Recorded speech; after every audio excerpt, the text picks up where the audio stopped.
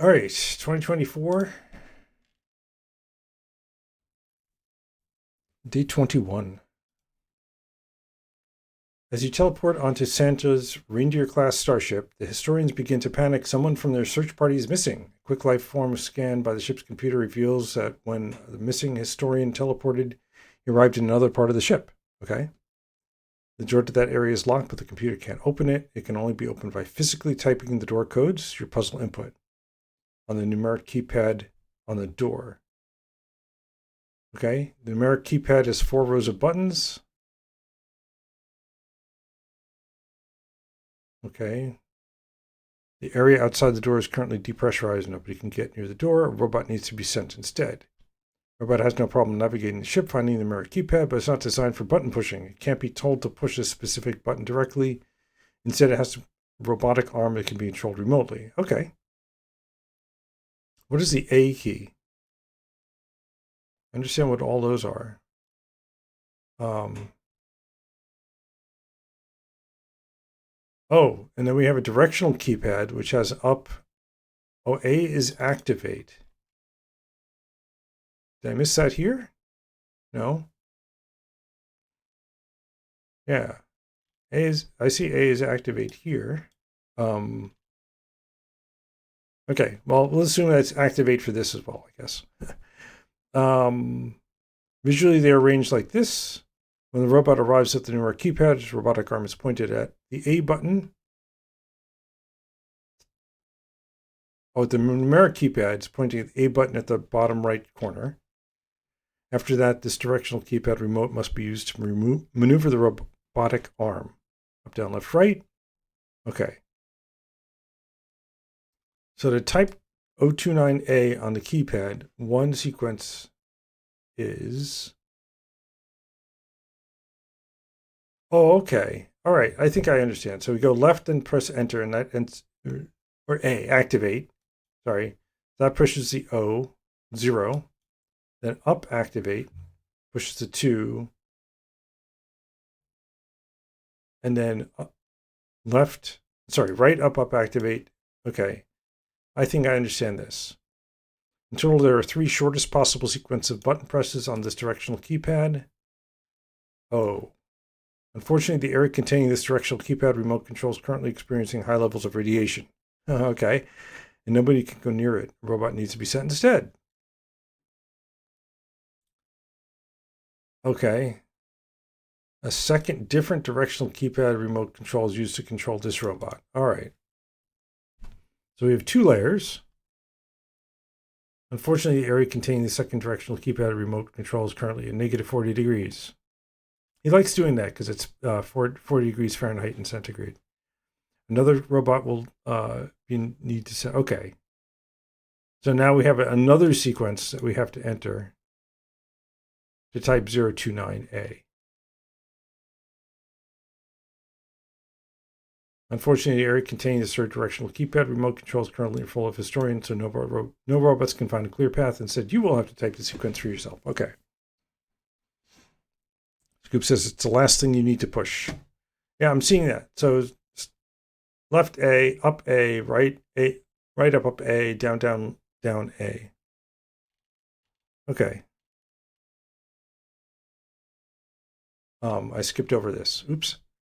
Were you to choose a sequence of button presses, here are all the buttons that would be pressed on your directional keypad, the 2 robots' directional keypads, and the numeric keypad. All right. This is line by line here. So this is what I type. This is what the first robot types. This is what the second robot types, and then the numeric keypad types. I think I understand.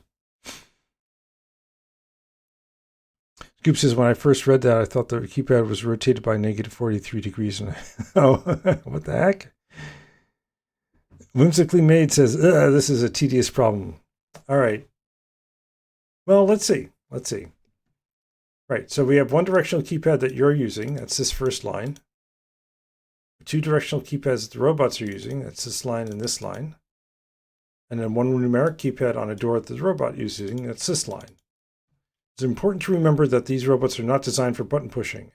In particular, if a robot arm is ever aimed at a gap where no button is present on the keypad, even for an instant, the robot will panic, unrecoverably. Unrecoverably. Is that really the word? Oh, maybe I don't want to download stuff on stream. Okay, so don't do that. All robots will initially aim at the keypad's A key, wherever it is. Okay. To unlock the door, 5 codes will need to be typed.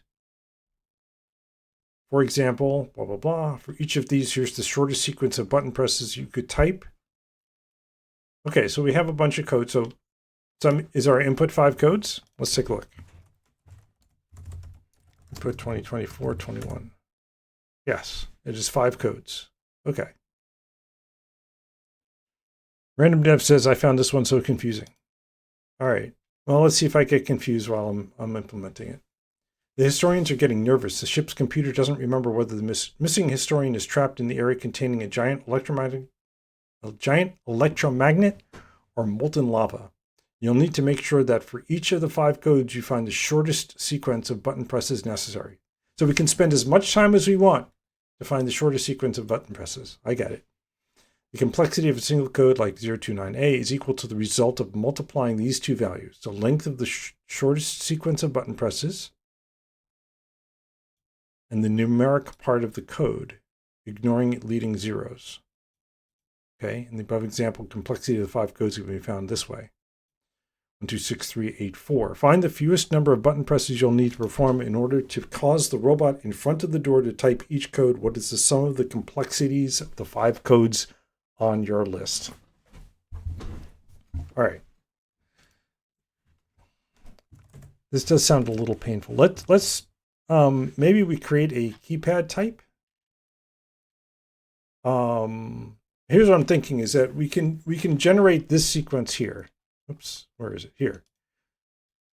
So let me see if we can do one at a time. Can we generate this sequence?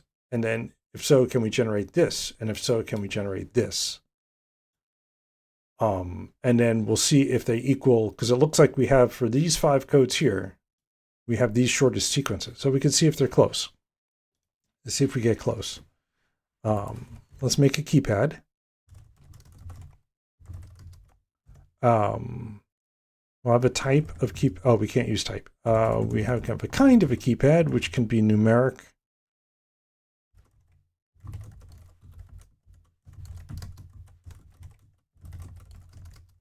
Numeric or directional. And then we have the code. And it looks like they all end in A's.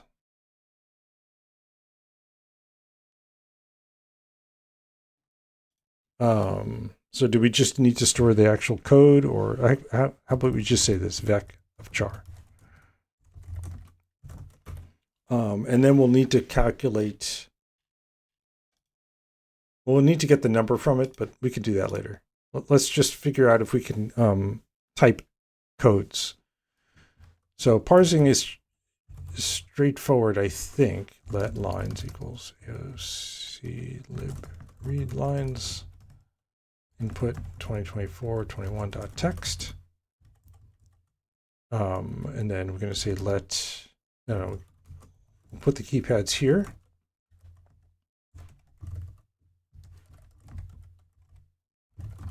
That maybe. Okay, so let's impl from stir for keypad.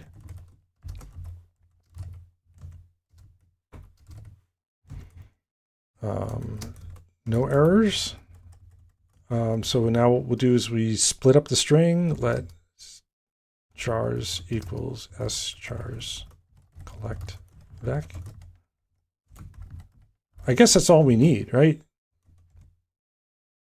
Oh, we need to know the kind. Yeah, and the kind is always going to be numeric for this. So let's call this code.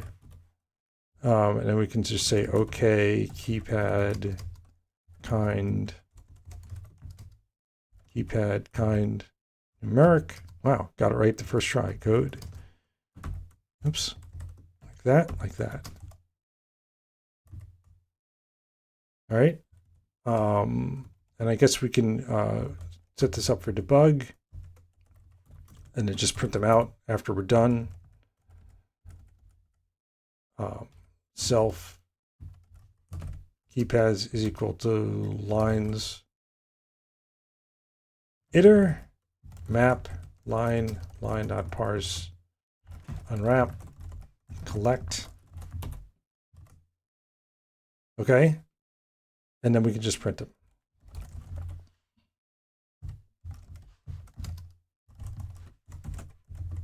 See if it looks okay. Yeah, those look good to me. And they're all numerics. So let's see if we can do this. We already know this sequence, right? 029A. So let's take 029 and see if we can generate that sequence of things. So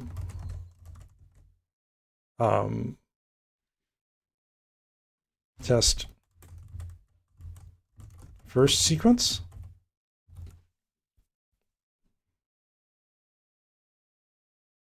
So we need to ask so first we'll create the keypad. 029A into, can I do that?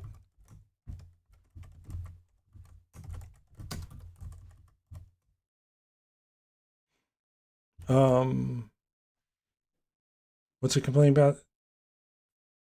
Okay, let's switch over to test here and we can actually see this.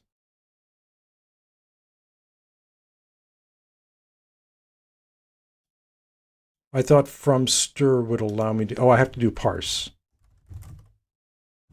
Unwrap, not into. I guess I could have done that as well, but okay. Now we have the keypad. We want to say, we want to look to see if we can generate this sequence of left activate, up activate, right up up activate, down down down activate. So what do we want to call that? Let sequence is equal to keypad generate. I don't know. And that'll be just a string, I guess. Yeah, and then we can say assert EQ. So we expected this, and we got sequence. We don't have generate, so let's create it. Generate the generate method. Maybe generate's the wrong name. I don't know. Let's find out. This will return a string. Oh, so that means I have to go to string here. And for now, let's just say toString. Okay, so the test is testing. How do we do this? We want to be able to say, okay, we're starting on the A, and we want to type a 0. I think what we want is, where do we go? We're currently at this location.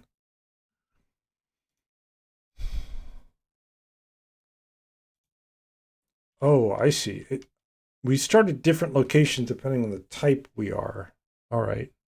If we have a starting position, can we do that? Let's say start is equal to self kind start. Let's do that. Impl keypad kind. Fn start self. And it's going to be, right, we have position. 64-bit is probably overkill, but match self. Let's pull this in. Fill match arms. So if it's a numeric, let's say that we do row column. So this is the 1, 2, 3, third row, second column.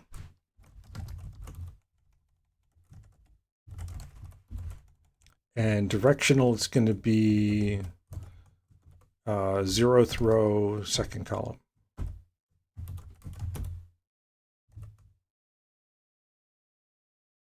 Okay, and it's not returning string anymore. So we have a starting point. We have a goal. Do we? Oh, we don't have a goal. we need to actually step through the code to figure out where to go next. So what we need now is a destination for each character we're trying to go to. I think that's what we need to do. So we'll loop over each character in the code for C in self code. Dest is equal to, well, what I'm going to do is look up where the characters that we're trying to get to. And we can just ask the keypad, how do I get to where I'm going? And then what we can do is generate the commands that are necessary. Like if we're at A, we start at A, wherever that is, 32 or 02, and we want to get up to 8. So we know we either can go left, up, or up, left, or we could even go up, left, up, or up, left, up, right? So there's a bunch of different ways to get to the 8. We're looking for the shortest. So it makes sense to me to not have direction changes if we don't need any. Don't add extra direction changes, right? Because up, left, up would generate an up, a left, and then an up. So you'd have to go back down over to here and then back up to here. Whereas if you just went left and then up, I think that's shorter. And we have to avoid going to this spot as well, and this spot. All right, let's think about how we want to do that. We can get the destination from the keypad. We can say self kind location of our code. And now we have this should be mutable, right? Because we need to change it. We'll say generate directional commands. And then we'll say current is equal to dest. And then we loop over it again. So we need to generate these commands. Let result is equal to string. Actually, now that I think about it, I just want to make a vec of movements. Let's say motion. That's shorter to type. And then just return result here.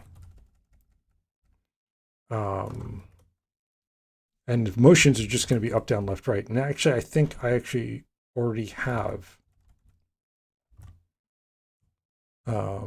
Yeah, I have a direction. Up, right, down, left. Okay.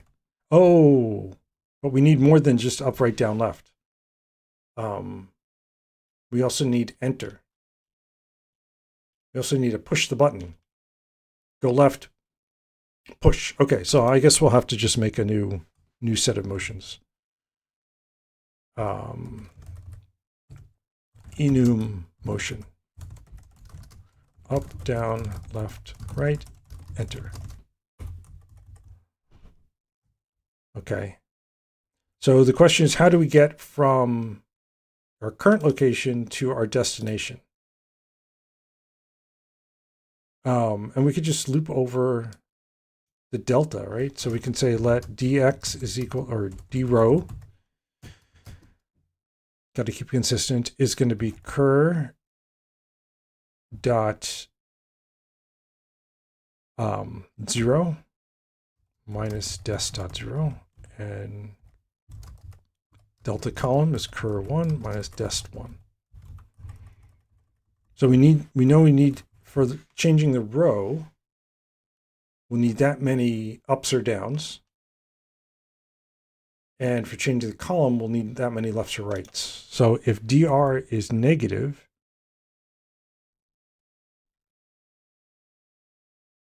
Whimsically says, I've watched Rust being written a lot now. I'm curious to try picking it up and see if you learned anything. Yeah.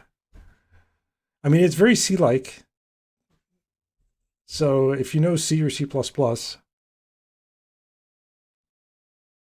you can write very C-like Rust and not have to worry about anything like any other features You can get pretty far like that before you start wanting to think in a rusty way. Like this probably makes more sense to do this if I wanted to make it a little rustier.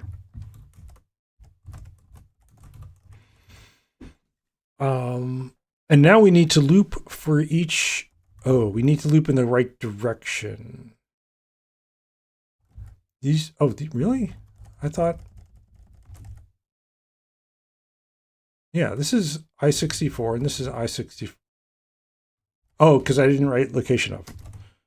All right, let's do that. Let's write location of. So, oh, we need one for each keypad type. Now I'm thinking I should write a trait. I should make this a trait.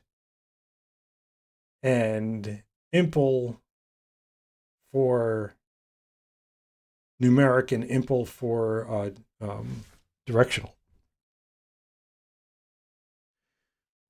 And the reason I wanted to write it, I'm thinking of writing a trait, is because now I have to say match self, and I need one for each of these guys, and the numeric one, we want to say match C. I don't want to call it C. I want to call it CH. I called it C down in the loop, and that's why the code generator generated it with C. So let's just go through one by one. 7 is a position of 0, 0. Right? And then we have 8, 9, 4, 5, 6, 1, 2, 3, 0, and A. Right? So 8, 9, 4, 5, 6, 1, 2, 3, 0, and A. And all the other ones, we're going to just throw an error.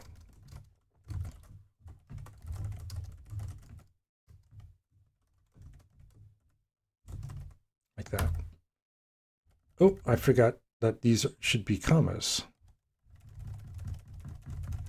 I guess I could have done search and replace. All right, so 7, then this is row column, 0, 1, 2, 0, 1, 2, 0, 1, 2, and then this is 1 and 2. This is row 1, this is row 2, and this is row 3. Oops, that should be 2.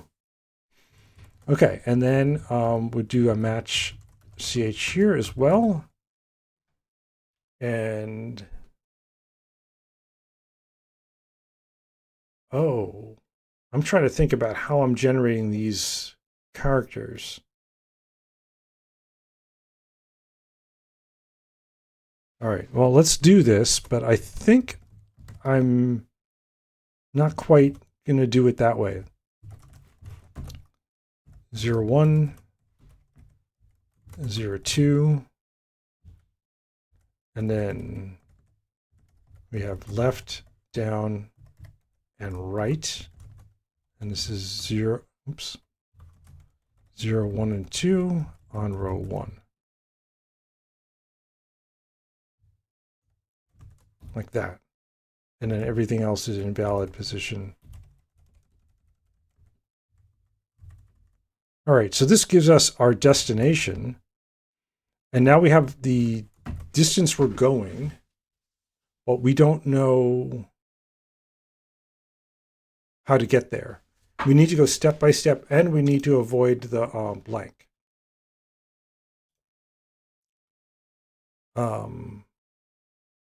So which way do we go first? I guess what we could do is we can add the current row. Let me get this out of the way. We add the current row to the delta row and see if that's going to put us here at a blank spot, right? So if we're here and we go down to there, or if we're here and we go up to there, if that puts us at a blank spot, then we want to go left, right first. If it doesn't, then we can go up, down first, and then do the left, rights. So let's try that. If dr, oh, we don't know the blank spot. Okay, we have to get that as well. Yeah, this is why this should be a trait. That way I can implement for each one. Blank spot. For the numeric keypad, it's 3, 0, and for directional 0, 0. So if I say if cur 0 plus dr is equal to, I guess we can get the blank spot here.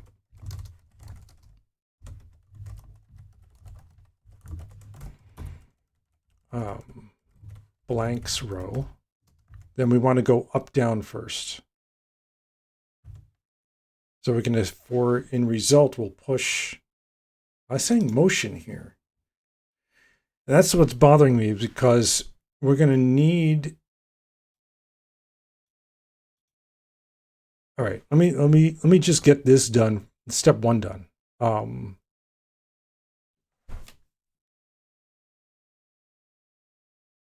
If changing the row puts us on a blank, the blank spot row, then we want to go left, right. Else, we're going to go up, down. Oops. And then we want to do the opposite. Now do the opposite. Okay, let's make that a separate function. And that way I can just put them in there. Fn, left, right.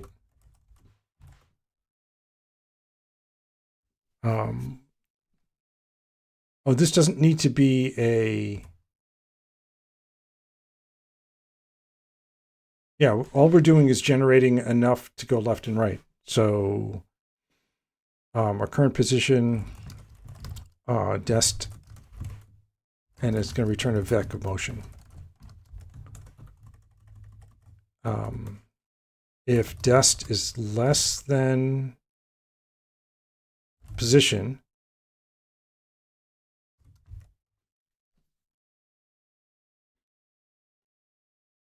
then we're going to generate a bunch of left motions. So we can say vec bang motion left and position minus dest, I think. Else vec bang motion right, dest minus position. If it's 0, then this will generate 0, right? And then we can do the same thing for up, down.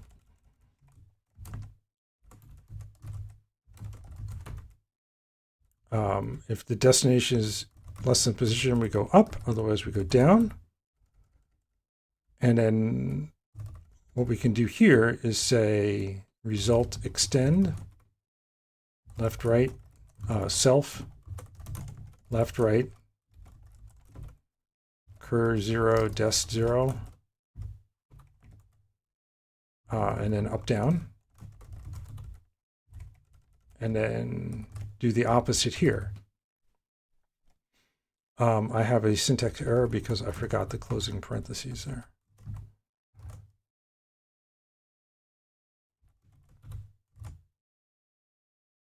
Oh, and I'm not even using that. Okay, you can convert I64 to usize. Oh. That's a little annoying, isn't it?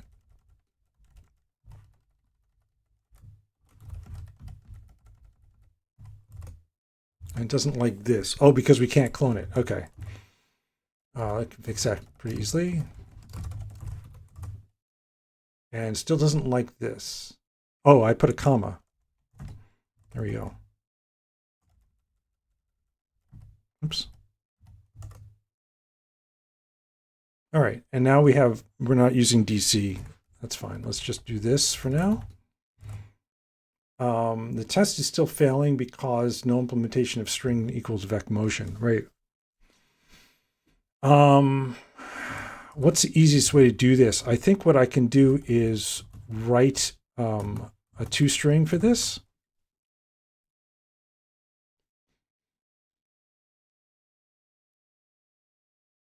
How do you write a toString? Impl toString for vec motion? Can I do that? Where's vec motion? Where's motion? Here it is. Impl toString for vec motion. I think I can do this. Let's find out. Oops. Yeah, and now I can just say for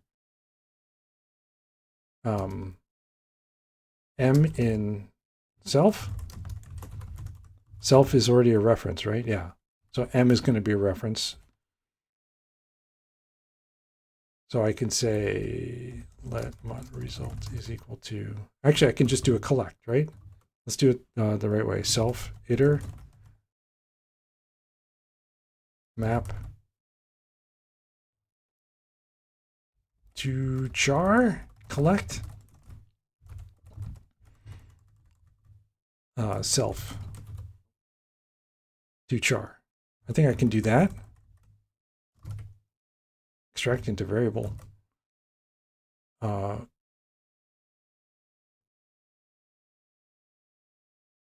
Oh, I can't do that. I can't do that. That would have been nice. The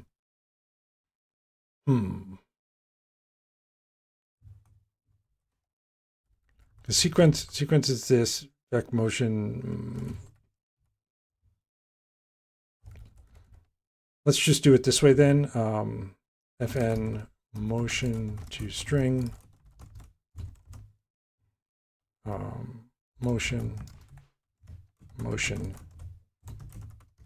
string. Do that.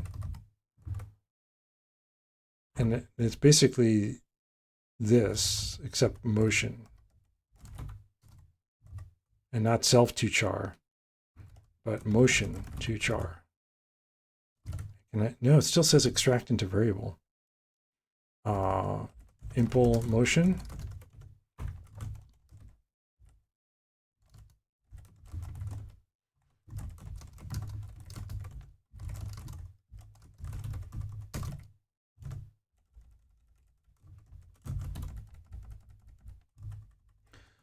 Shouldn't I just be, yeah, you can't implement display for vec motion either. Okay, so, but maybe this should be display. Okay.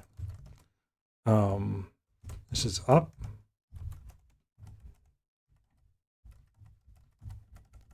Down, left, right, and enter.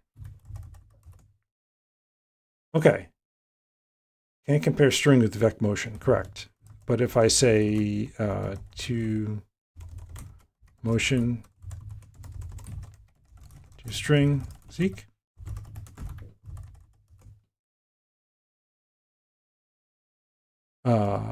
ampersand. All right. Oh, we're not doing the enters. That's interesting. The length is the same though. So there's a bug somewhere. Because it's saying up, left, left, down, down, down. Oh, because I'm doing the whole thing. Yeah, that's okay. Well, let's add the enters.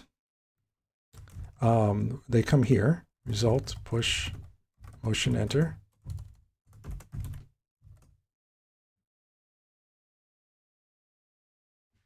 Oh, it's doing enter, up, left, enter. So, okay, so we have a bug. Clearly we have a bug. Let's take a look at this again here. It should be left, enter. So why isn't it doing left right off the bat?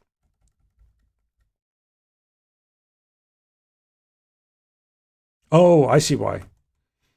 The up and down should be, sorry, the left, right should be the column. Well, this is one problem, but I don't understand why we're getting enter first. Oh, there we go. That's a lot better. Oh, interesting. Okay, so left enter, up enter, and then this is saying left up up enter, and this is saying up up left enter. And those are equivalent. They do the same thing. That makes it hard to test if I'm going to compare it directly against this. Because this is like one possibility, but there's obviously another possibility with the same length.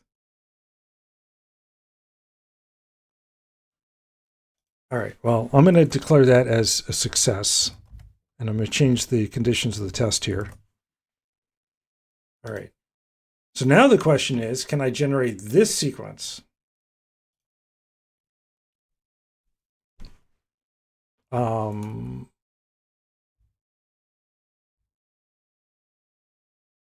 Using the same code. And I don't think I can, because now we have a bunch of motions. So let's create a function called directional.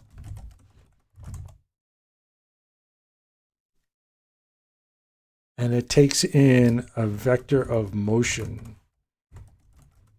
and generates a new vector of motion. Is this the right way to do it?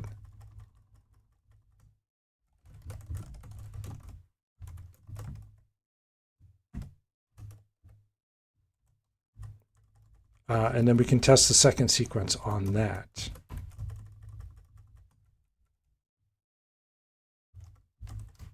Let's see, 2 is equal to, oh, now we need to create a keypad with directional.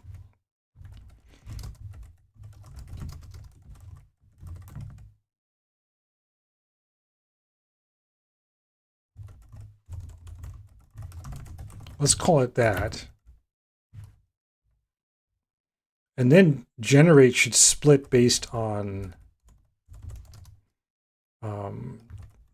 directional should just be a self with a self. Oh, but it doesn't need a code. Code is blank. Okay, so I need to refactor some of this stuff, but not right now.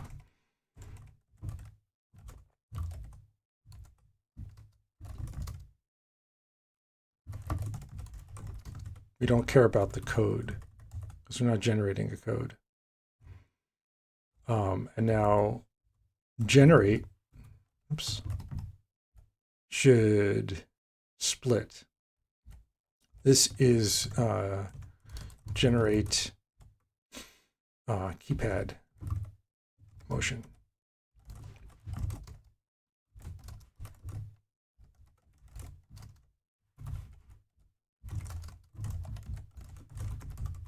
Yeah, this is why I should have made this a trait from the beginning. Maybe I'll do that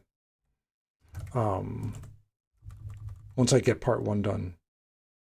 So if we have a numeric, we can call generic self generate keypad motion. Otherwise, we're going to self generate directional motion.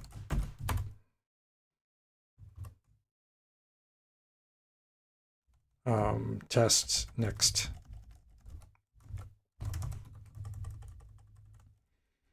So seek2 is directional dot generate seek. Maybe that's the code then.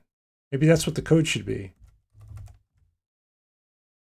No, I'm going to keep it this way. Oh, we can't do it this way.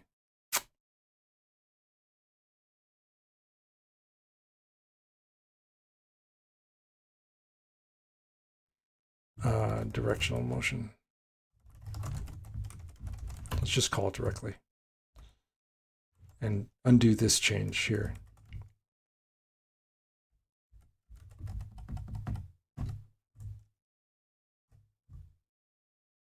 I think we can still use up, down, and left, right.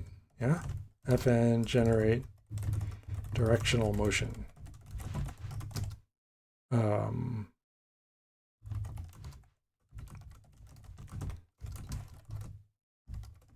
So we take in a sequence of steps to do, and we just generate what we need to do to generate that sequence of steps, which is going to be this. And we're going to be basing it off of this guy here. Okay. It's already 7:50. I don't know. I might be able to get part 1 done. And then finish part 2 tomorrow. Let's find out. So now we're going to free each one of the entries in here.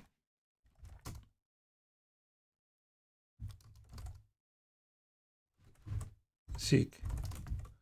Our starting position, we're still going to get a starting position. Self start. All right, this will give us a position. How do I call it? Self kind start. Oops. Oh, it's not compiling. There we go. Yeah. So we still want to get a destination. Is this the same?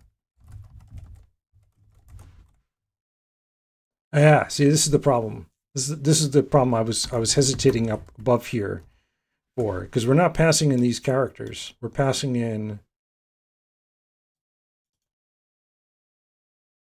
So let's change this. Let's call it this way: a keypad location. Assert EQ. Self kind is equal to keypad numeric.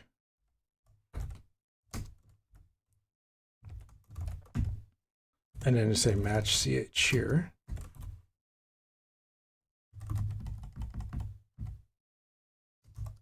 Yeah. And this is looking more and more like we need to implement this with a trait.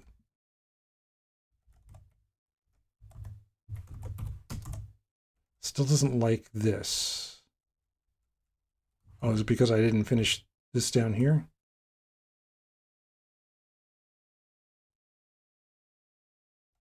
And this is direction. Location M, which should be, oh, it's unknown.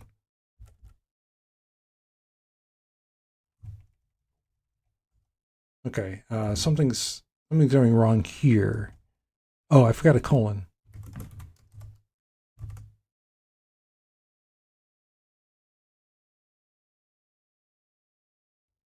Oh. Oh, and we can't, okay. Oops.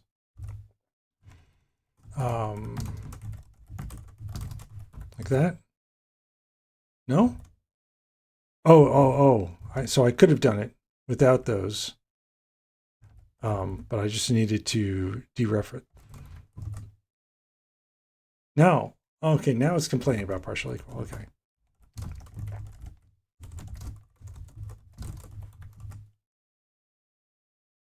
Close enough.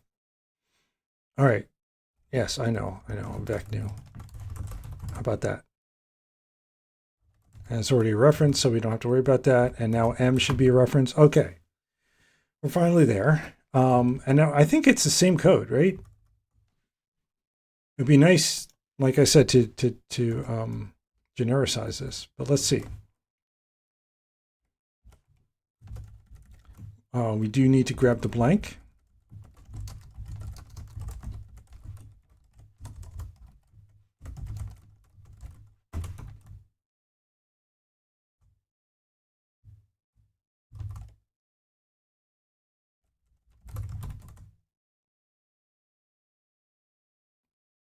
Oh, right.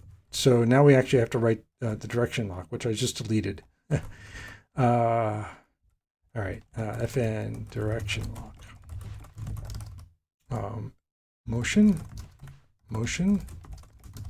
position 64.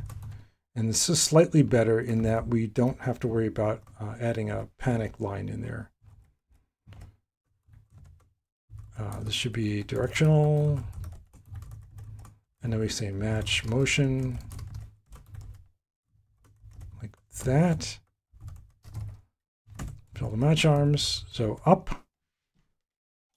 figure out where these are. Up is in position 0, 1.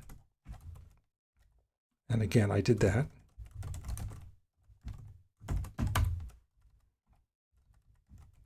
Okay. Down is in position 1, 1. Left is in 1, 0. Right is in 1, 2. And enter is in 0, 2. I think that's all correct. Oh, position 64.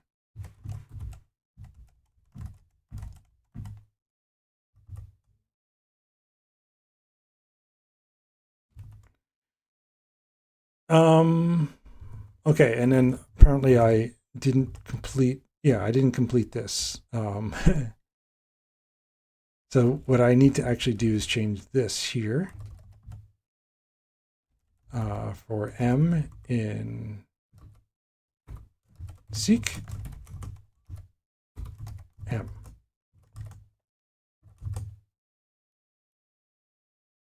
And we still have an error. Oh, because, right, direction. Oops. Oh, right. Now I need to assert that this is equal to the second sequence, which is going to be a little bit different because I have this in a different order, right? But we'll see if we're close.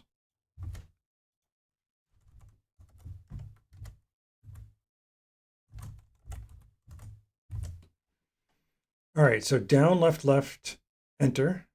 Up, right, right, enter. Left, enter, right, enter. I have down, enter, enter. Sorry, I have left, enter, enter, down, right. Let's see if that's what we're looking for. So the difference here is that I switch these around. I have up, up, right, enter. Can I get these both on the screen at the same time? I cannot. But let's try this.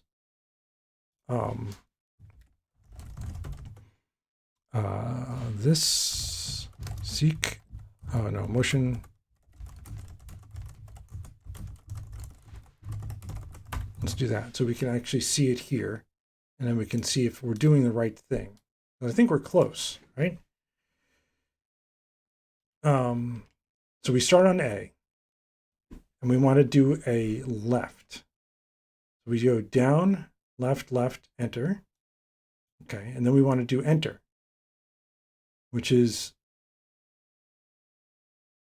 uh-oh, yeah, this doesn't work. Up, right, right, enter. This is going past this thing here.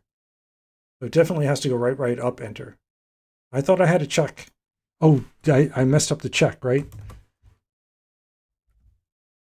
No, the blank spot should be based on, yeah. So setting 0, 0. Oops. Flip to the wrong file. Let me make this a little wider here.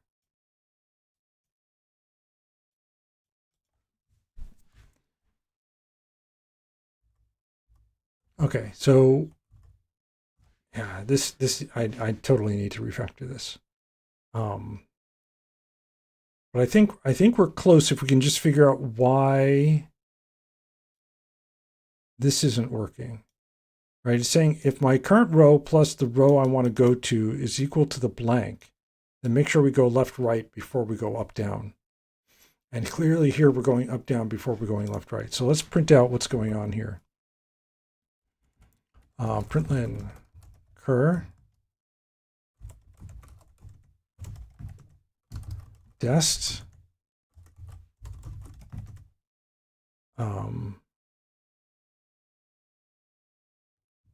and then what we can do is saying here left, right, then up, down, and here we'll do the other way around.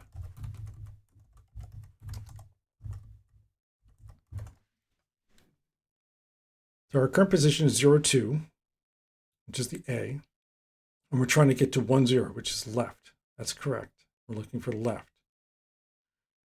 So we're going to go up, down before we go left, right. That's fine.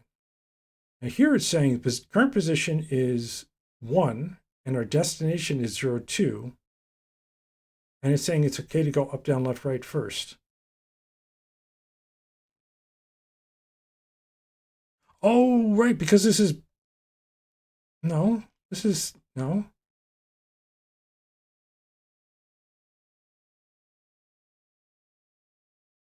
Right. If current direction plus dr is equal to our blank, if we're going to go blank, then we want to go left, right. So, I mean, dr is going to be 0, current 0 minus desc 0. The current 0 is 1, minus desc 0 is 1.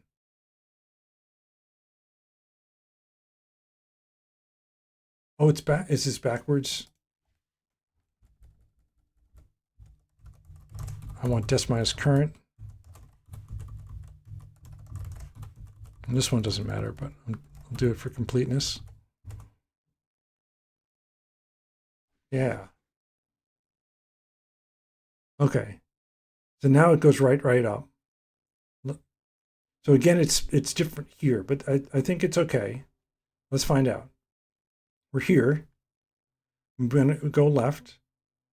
So we go down, left, enter. And we want to hit enter. So we go right, up, enter. Then we want to hit up. So we go left, enter. Then we go right, enter. Yep.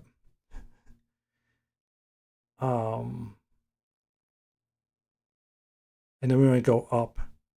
So it's left, enter, enter. Then we want to go right. So we go down, right, enter. And up, enter to do the enter. And then we want to go down, down. So we go down, left, enter, enter.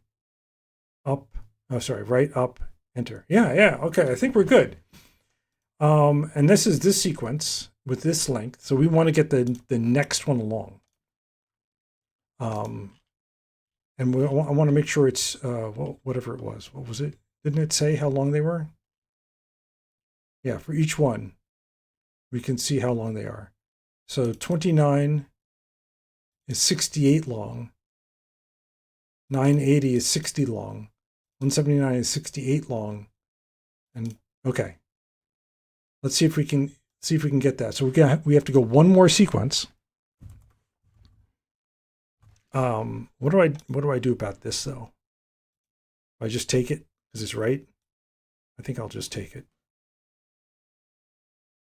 Oh no, this is the one. This is my sequence.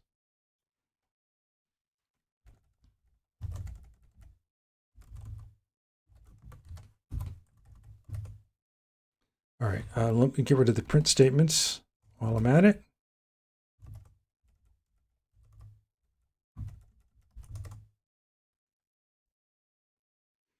That's for the 029 sequence, right? But I want to see. So I want to see if I can do the rest of them. Test sequence length, which means I need to write a function which does this twice. But let's see. Let's see if we can get with a test. So it's basically this. Oops, I don't need that anymore. This here, and then sequence 3 is directional, generate directional motion of sequence 2. And then we're going to say assert EQ. And how long was it? 68? Yeah, 68.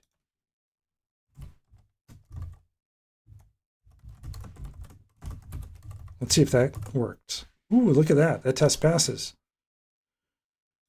But now we want to do it for all of them. So now I want to write a function which does this business here.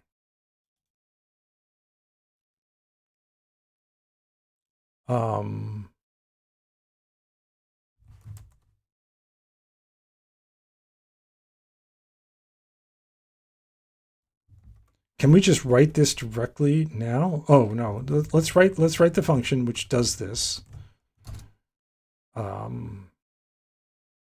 Get, what do we call it? Button press length. Get shortest. Actually, I think the way to do this, yeah, we can do self.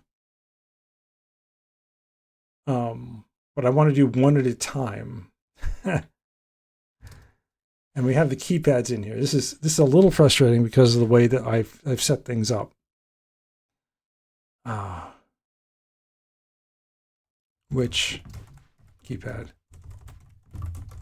And all we care about is the length. Numeric. Oh, we have those. Yeah. Yeah, so actually we just pass in for each one. No, I don't want to do that. I want to be able to get one at a time. Yeah, so let's put it on keypad. Let's put it on keypad.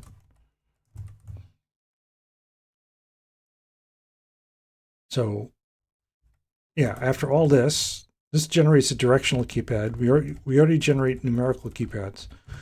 So now we say get length of self, and self is going to be a numerical keypad, and we're going to just return a usize of, oops, the final result. So we'll say let sequence is equal to self generate.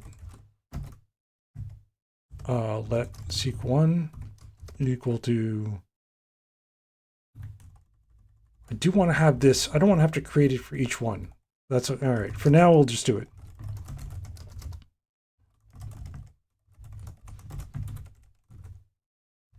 Directional generate, directional motion seek. Seek2 is generated from seek1, right? And then we want one more.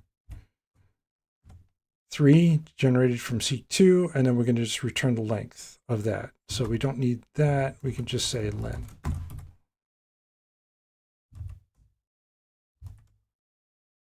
And get length is not being used, but we can do it here.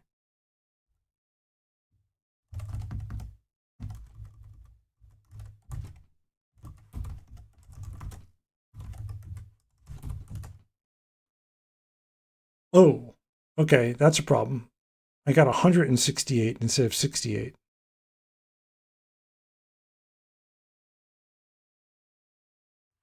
Did I go one too many?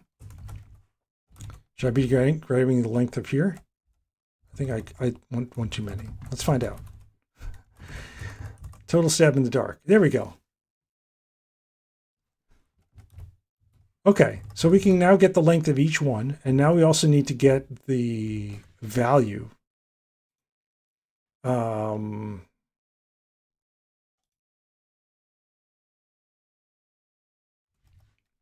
do we get the value?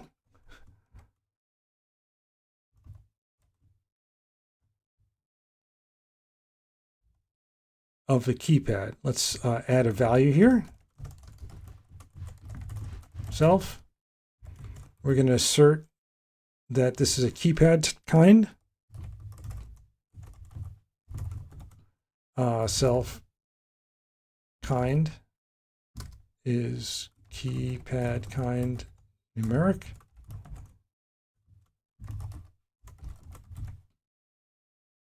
And it's going to also be a usize.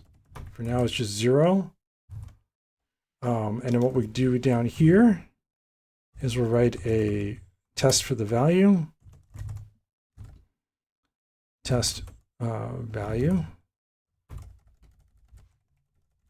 So do that. We're expecting 29. Keypad value. All right, that should fail. And it should be pretty easy, right? It's self code 0 minus B0 as usize times 100 plus self code 1 minus B0 as usize times 10 plus self code 2 minus B0 as usize times 1.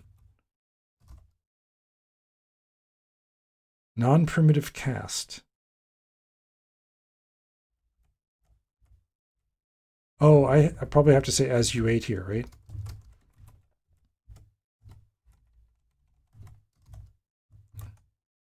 Yeah, and that works. Okay, so now we just need to loop over each one of them and see if we can come up with 126,384. Test score.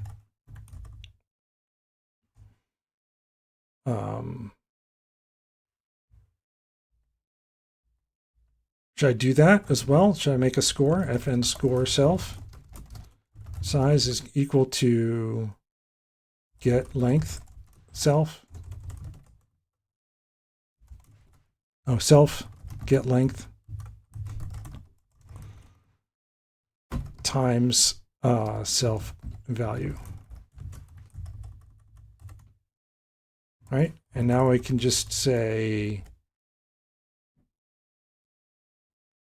we're going to grab these 5 keypads.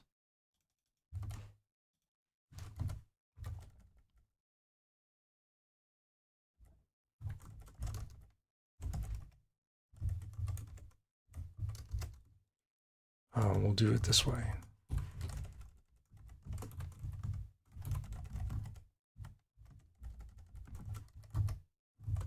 Or we can just do this, right? And now we can say we can just say let total is equal to keypads iter map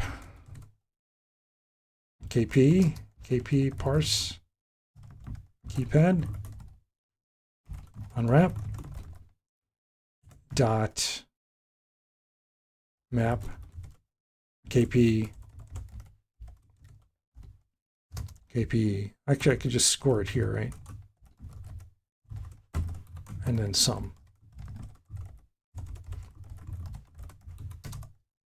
Right? And then we can say assert EQ. Oops, not that.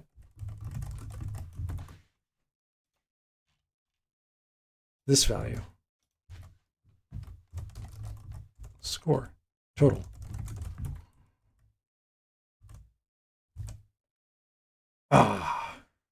So close. So close. All right. What did I do wrong? I guess what we could do is look at each one of these and see if we came up with the right values. The right lengths for each one. You just print those out.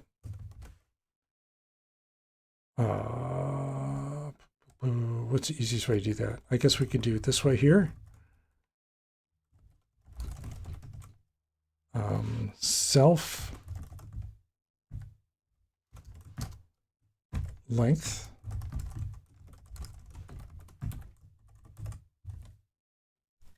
all right, what did we get wrong?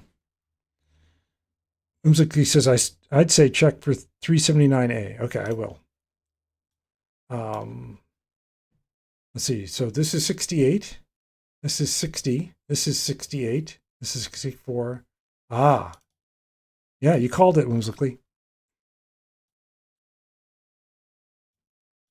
Yeah, that's it. Okay, so the question is why?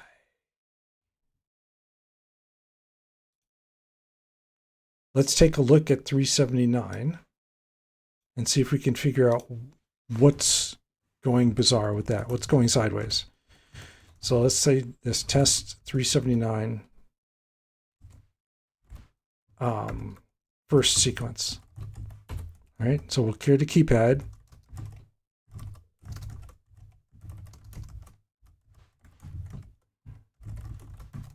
And just take a look at the very first sequence. Now they don't give it to us here, but we can work it out, right? Oops, didn't mean to do that.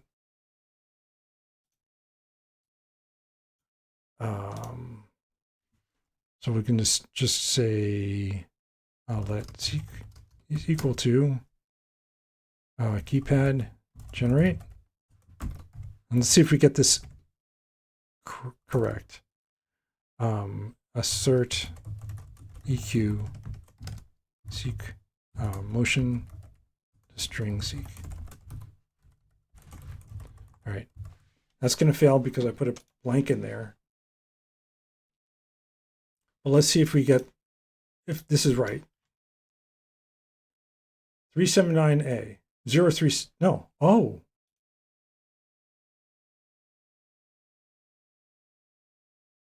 It's saying left enter. That's 0. What happened? Oh, because I put the 0 there. All right, let's try again. So up, enter. Up, up, left, left, enter. Right, right, enter. Down, down, down, enter. Okay, that, to me, that looks good. That seems like the shortest sequence, right? Because we're not making any extra turns. So now the next thing is to check the next sequence. Oh, I need a directional keypad.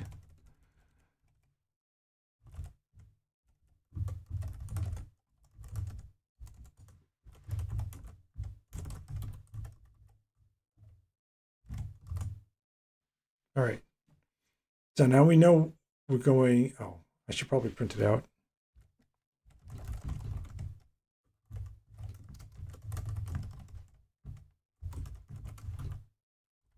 Nope, like this.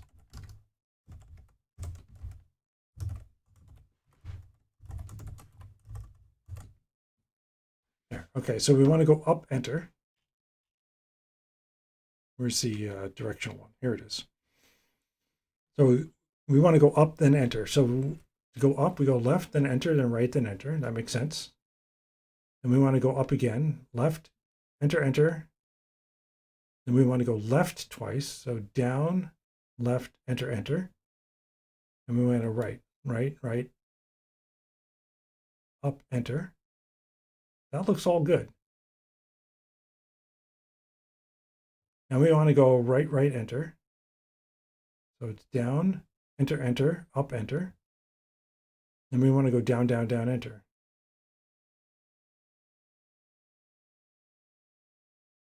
So down, left, enter, enter, enter, right, up, enter. Okay, so that sequence looks okay. We do one more now. And this is 68 instead of 64. So this is the sequence we're trying to do now, the second one. We want to go left, then enter. So down, left, left, enter, right, right, up, enter. That makes sense. Now we end it here.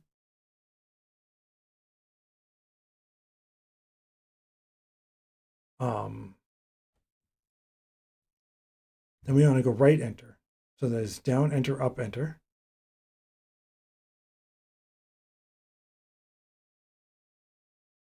And we want to go left, enter, enter. So down, left, left, enter, right, right, up, enter, enter. Okay. Where am I messing up? Oh, I guess what we can do is compare it with this sequence here and see what the difference is. If we follow this sequence, we can see what we did wrong here.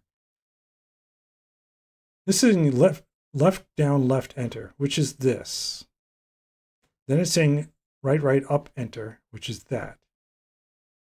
Down, enter, that's correct. Up, enter. Uh-oh. This is where we messed up, because this says down, left, enter. And I have down, left, left, enter.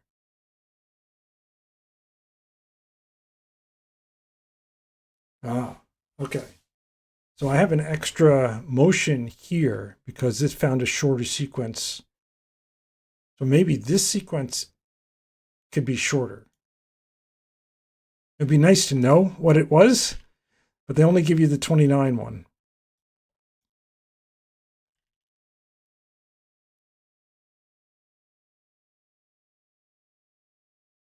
All right, so maybe what we can do is we can take this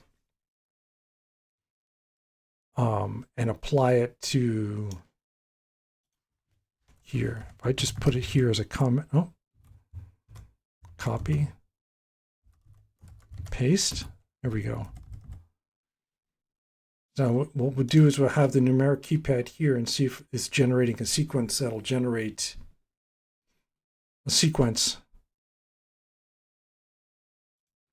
Right. So we can tell what this does. So we left down, left enter, left down, left enter. That's that. Right, right, up, enter. Okay. Down, enter. Up, enter. Left, down, enter.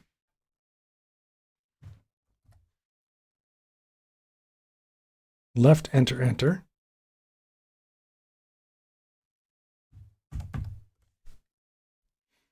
Oh, I have left, enter, enter, down, left, enter. And they're going down, left, left.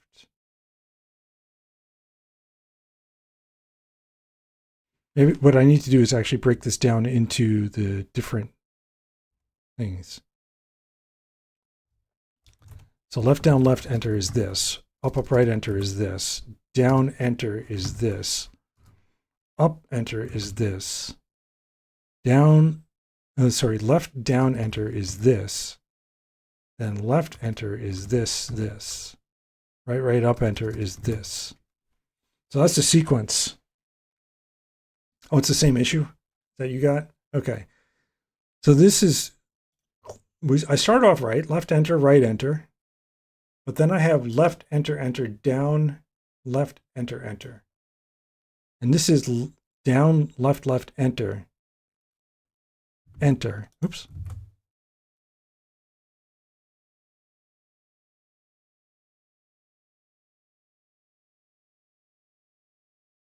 Down, enter is this. Left, up, enter is this. Right, enter, enter. Okay, so it's coming up with a shorter sequence. And what I have is different. I have this, this, this, this. That all matches. But then I have another one that goes a different sequence. Okay.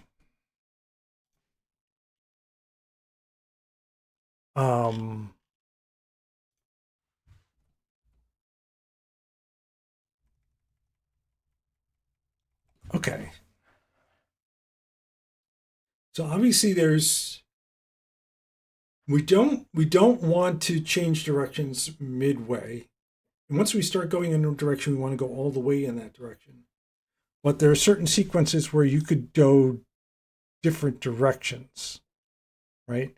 So for example, if you're on 6 and you want to get to 7, you go left, left, up, enter, or you can go up, left, left, enter. And maybe one of those is shorter on the directional keypads. So do we want to try both?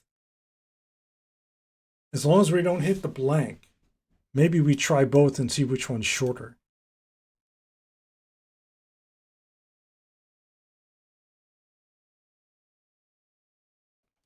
So maybe what we do, we can extend this logic here. Cur1 as DC is equal to blank. And we know we need to go which direction we need to go. And this is where it's bad to have this duplicated code, but whatever. Otherwise, we're going to compare both and see which one is shorter.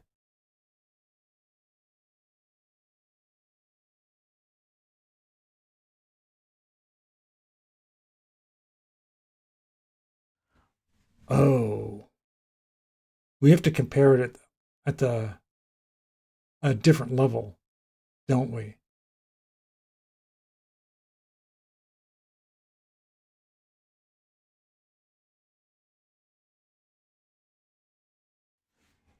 Is that true? Yeah, I'm thinking aloud. Yeah. But I welcome help from chat, 100%. So if you have, here's what I'm thinking is we want to figure out how to get to the next location. But if we're here and we want to generate a sequence, the shortest way to get from, say, 6 to 7. All I'm doing here is just generating a bunch of motions, and whether it's up, left, left, or left, left, up, it's still going to be the same length. So we're not going to be able to check the length here. We have to actually check the length in the next level up, so to speak. So I wonder if I should make this like a recursive routine, or instead of doing this double business here, what I should do is have this call itself with the different depths, right? So we have like depth 2, depth 1, and depth 0, and we generate each one of the 3 sequences that way. This will, depth 2, depth 1, and depth 0 here, right? For each one of these rows. And that way we can call it and say, okay, well, try going left first and then try going up first, because we do need to pick a direction here.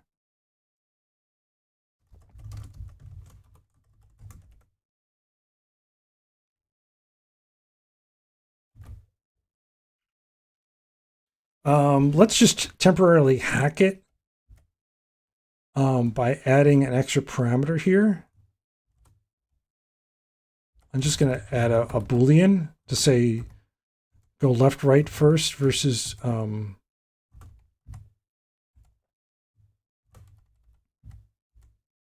up, down first.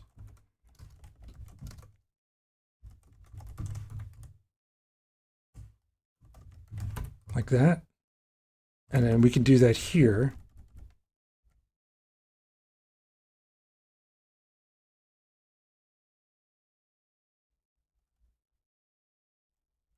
I was thinking of saying or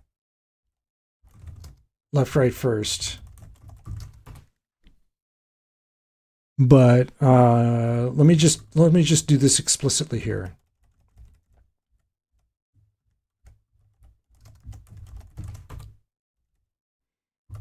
Because I don't want to mess up things here and end up on the blank spot. Else we do the other way. Up, down first. Right, and now we need to generate the directional motion both ways and see which one is shorter.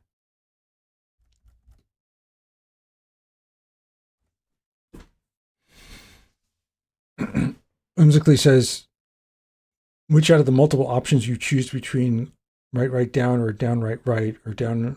Yeah, definitely right, down, right is not going to work, right? Not sure if it's immediately in the next layer or it's 2 layers deep when it shows. Oh dear. Okay. We can also cause this to generate multiple ways of getting around. This first generate.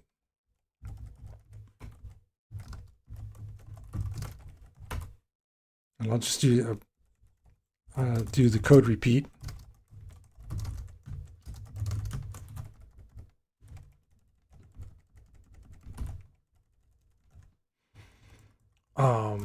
So what we can do is say self-generate false. This is up-down sequence, and this is left-right sequence.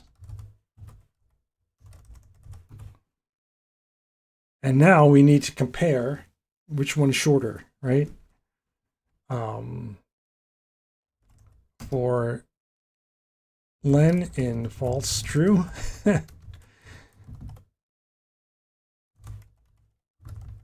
Len. Oh no, we don't want to do that.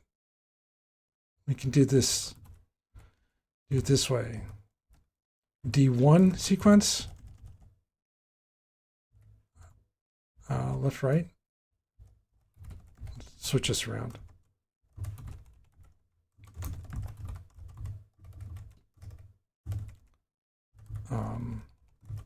Up, down. False. This is very hacky, but let's do it for now. True, and then we can just compare which one's shorter. If let sequence is equal to d1 sequence ud len if right, we need to compare both of these guys.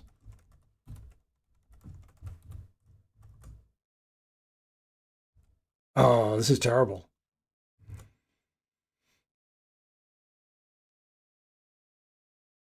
Len is less than this guy's len.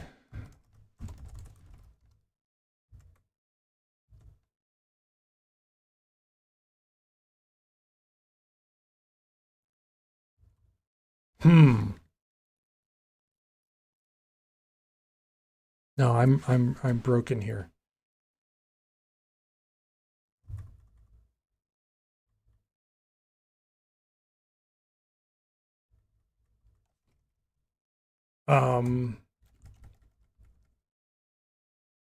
Let mut list is equal to self-generate false self-generate true. All right, and now we're gonna generate the next list from this list. Let mut next equals vec new for list. Do we want to check the lengths here, or do we just want to go down for item in list? Next push list directional generate directional motion.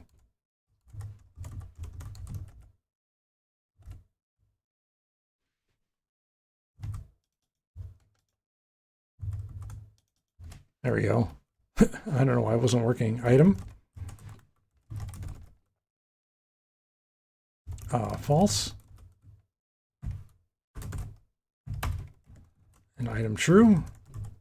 And now we have this next list, right? And we want to take the one that's just shortest. But first we're going to do this.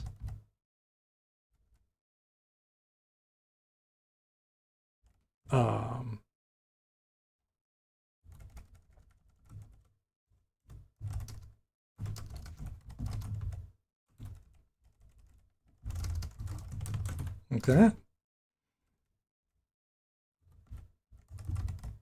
And then, why is this not formatting?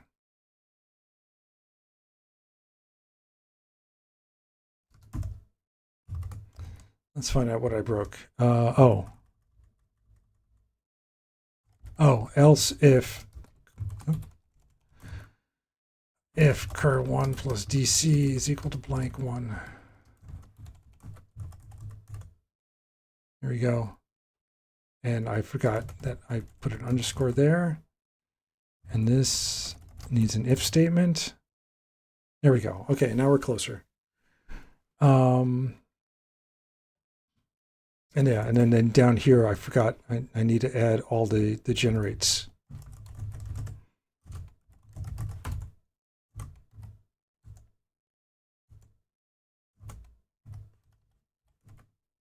Okay. Closer. I can't find sequence 1, right? Because now what we want to do is return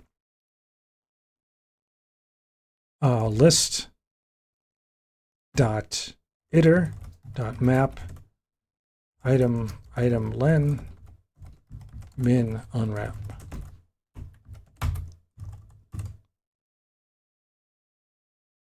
Oh, I got this backwards. Can you tell I'm a C programmer? Oh. Yeah, isn't that what this is? Oh, this is not a vec. Okay. I got 64. But somehow this didn't work. Did I break a different one? 29 and 68, then 60, then 60. Oh, I got 64 now for this guy. I broke a different one.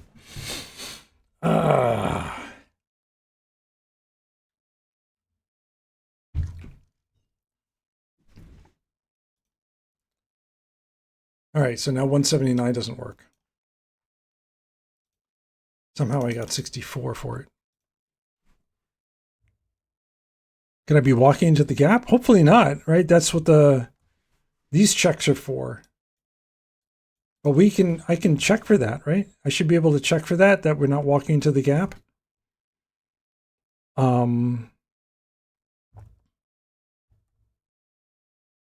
Just double check here. Yeah, this is the line that prevents us from going into the gap.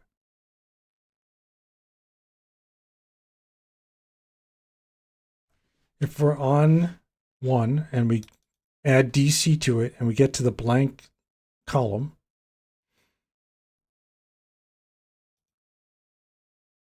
then go up down first. Okay, I guess it's time to start looking at 179 then.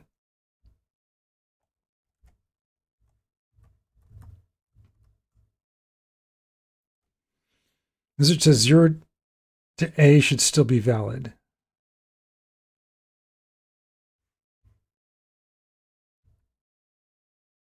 Am I preventing that somehow?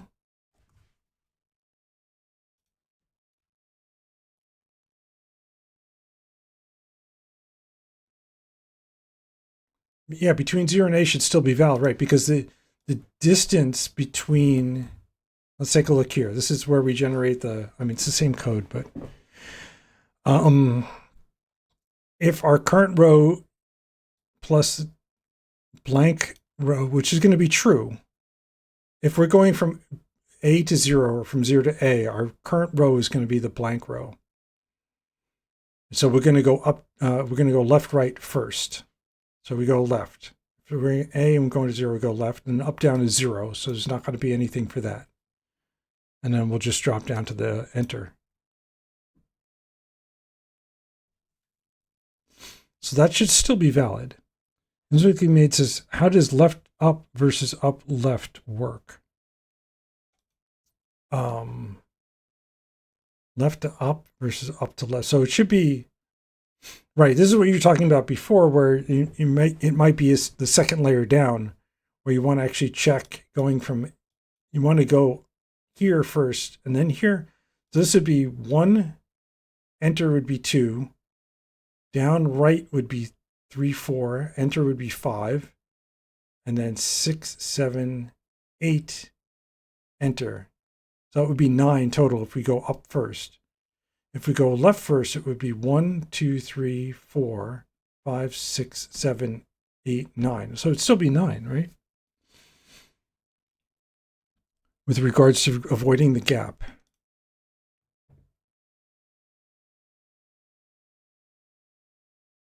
Oh, I see. So this to here versus this to here work to avoid the gap.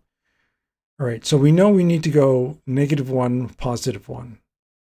We know that adding, so if we check the row, we know that we're going to hit the blank if we go there. We know that, okay, so if we're here and we want to go here, we check that. That is not blank. So we're going to go, oh, wait a minute. So we're going to end up going up, down first because, oh. So we might find an up, down first here because neither one of these will fail. So I have to go step by step. I can't just, if left, right first,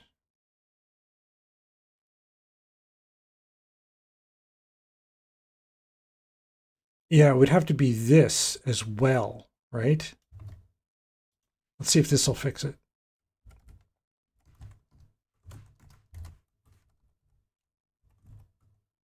And then I have to do this. But we already know this is not equal to blank 1.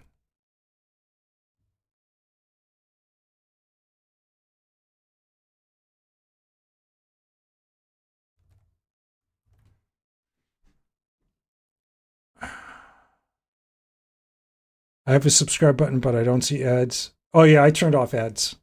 I mean, I'm happy if you'd like to subscribe. That would be great, but you don't have to. I don't do this for money. I do this for fun.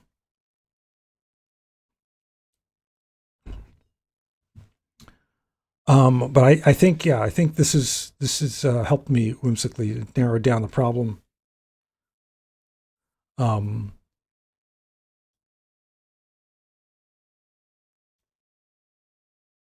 Curve 0, if we're going from here to here, this is going to be blank, so we don't want to go that way. Curve 1 plus DC is not equal to blank 1, so we end up doing this.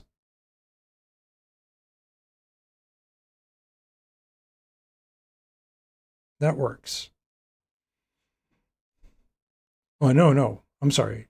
Curve DC is not equal to blank 1, so we drop down here to LR first. But we need to check. Oh, yeah, we're checking the opposite guy. Okay, that makes sense. Is that true?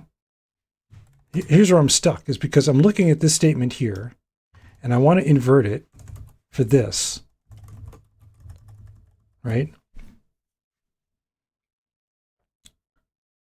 But we know it's not equal to blank 1 because we didn't go through this code. Yeah, so we'll always come through here and always end up doing the up, down. Wait a minute, that's wrong. If current 0 plus dr is blank 0, if the row's going to end us put us here, then we need to go left, right first. That's correct. If the column, our final column is equal to blank column, it isn't. So we're going to go up. It isn't equal. This is equal to blank 0. So we're going to go left, right first every time when we go this way. So we'll always go left, right, and then up. If we're going from here, if we're going from up to left, our current row is our oh wait, this should be the destination. No, yeah, that's right. Because this will give us the destination. If our current row plus our destination row is blank, it isn't. If our current column plus the destination column is blank, it is, then we want to go up, down first. Yeah. So we'll end up going down left. Okay, so that works. There's something else missing. Some other check I'm failing.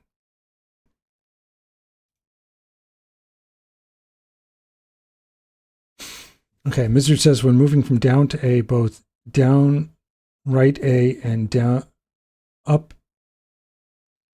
A should be valid. When moving from down to A.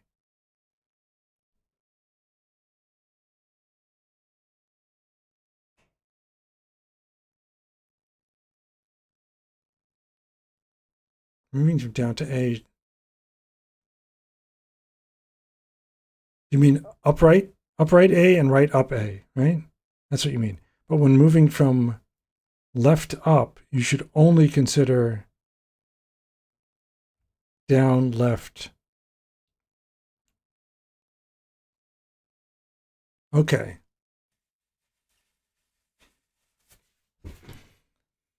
I really want to, I got 10 minutes to finish this. I don't know. What do I need here that'll allow me to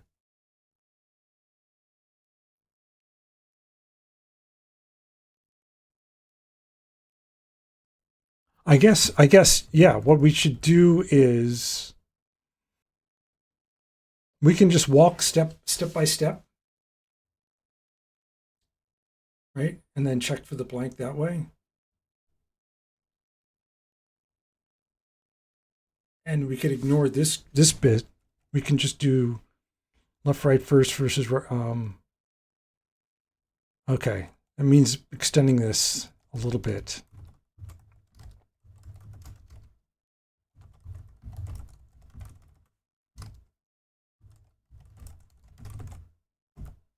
And making this a little more painful. If LR first, then we'll do the columns first, unless we hit a blank. Which means we have to be able to toss out bad results. Let next seq is equal to vec new. If we're doing left, right first, then we want to say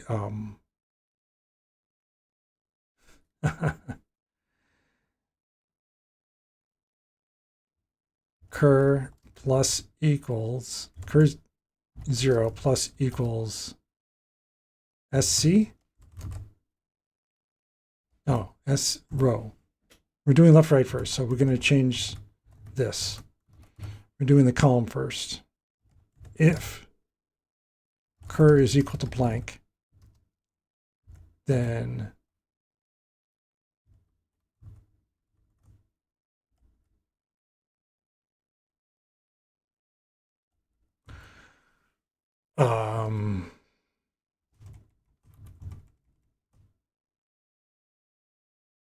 we don't want to give a result for that direction because we hit a blank. If the last corner start and end contains a blank, you should only consider the class as not passed through the blank. Yes, I agree with that. And that's what this code was trying to do by saying if our destination, because you don't go through it to the next thing. The thing is, if your row change ends you up on the blank, then if you do columns first, your final destination shouldn't hit a row.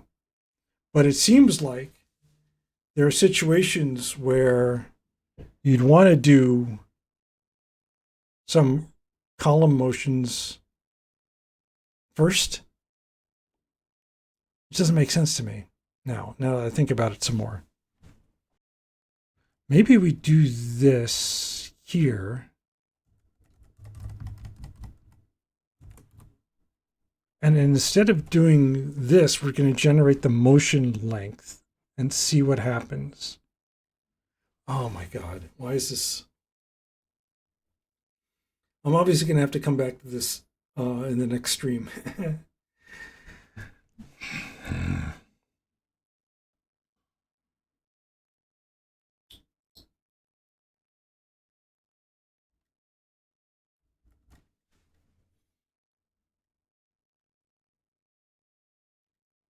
What if we do it this way? We can generate the motions for these guys from here.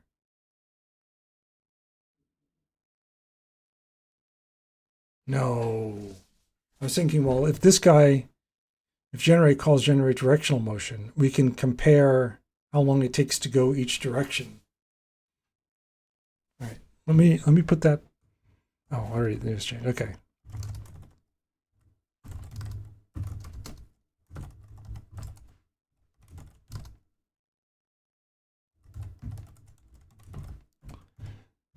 If LR first. We're just going to generate a bunch of motions in the left-right directions for, maybe we make this option.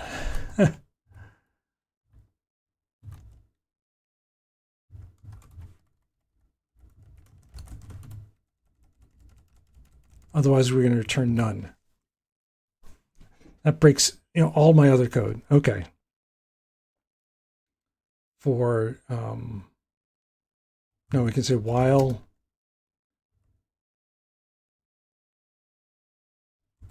des.1 is not equal to cur.1. Oh, and now we need to know if we're going left or right. If S is bad, SC is less than 0.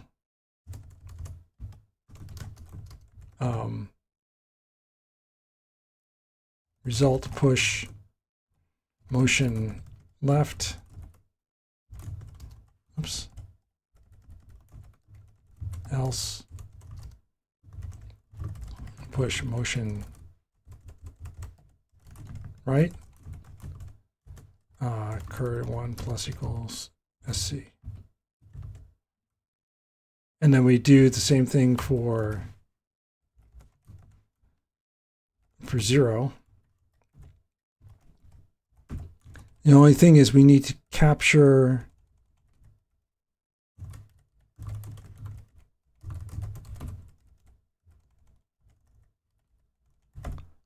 if we're on the blank.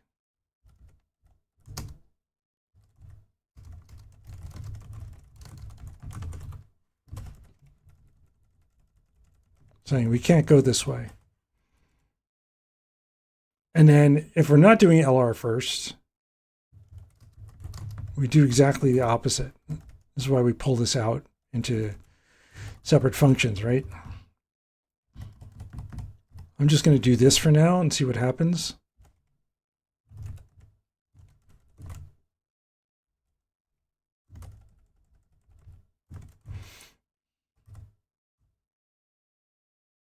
Right. And now we get this, which are options.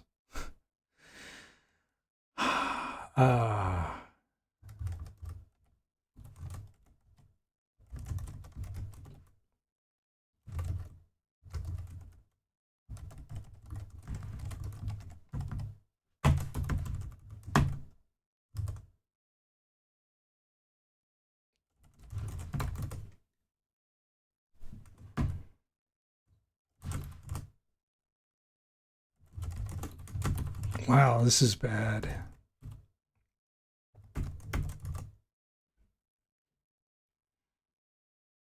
Oh, really?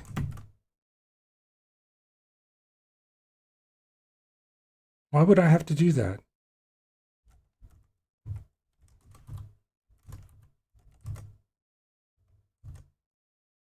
Okay. Oh, flatten? Is that what it is? Is that what it's called? I'm not trying to flatten subarrays. What I'm trying to do is filter out all the nuns. But look at this code. Wow.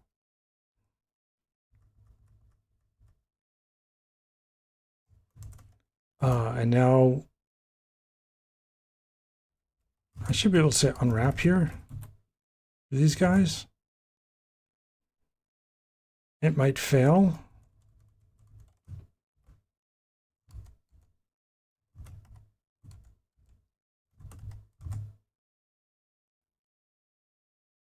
Yeah, I forgot something. Oh, no?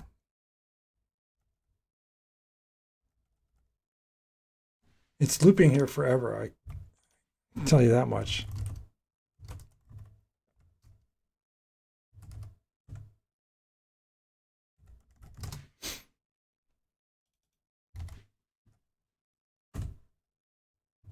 I don't know where.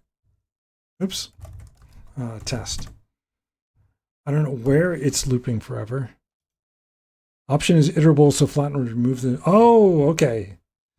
Thank you.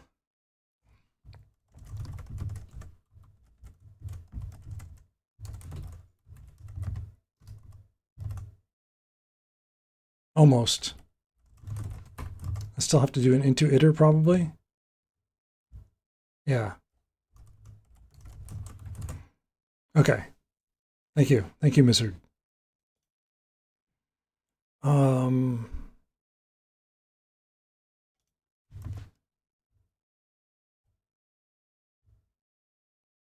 Where did I... We're definitely adding the column here and the row here. And these are just copy paste.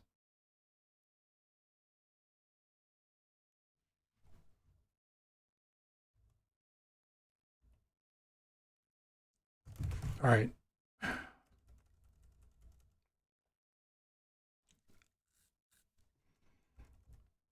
Println.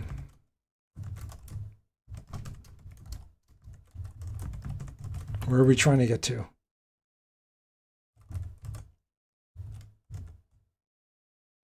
Oh, we're not going to see it, right? Because it's in a test. What was it? No capture? Or something like that?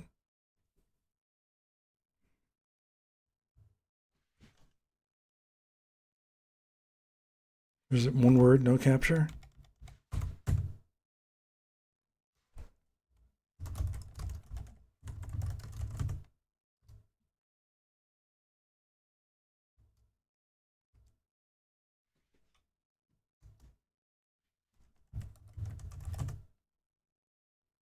Oh, I do have to pass it like that. Oh, okay.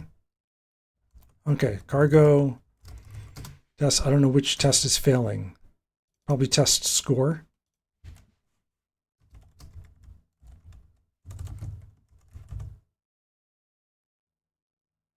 Yeah, okay.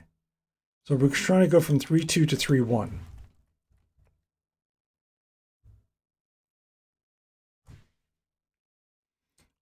Which means we should be able to print out all these guys here as well.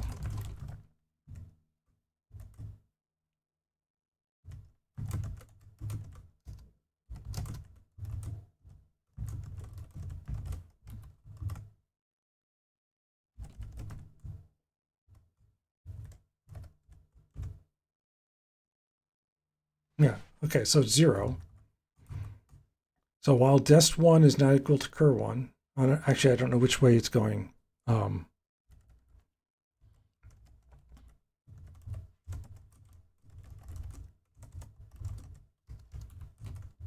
Try one more time. So we're in the false case. So we're come down here.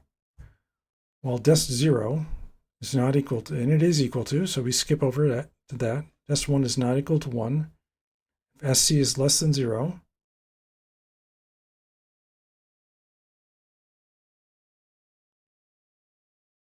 oh, I should actually say if it's greater than 0, right?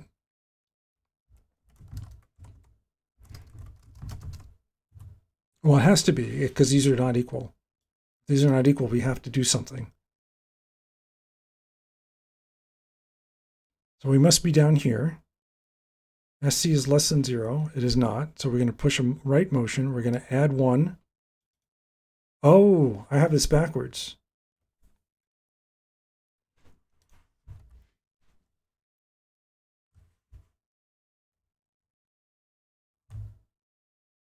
Oh, yeah, so I have cur minus dest. Yeah, I know it's been running for over 60 seconds. Do I have that here as well? Yeah, I changed this to dest minus cur. I wonder if that's the actual bug. Let's find out.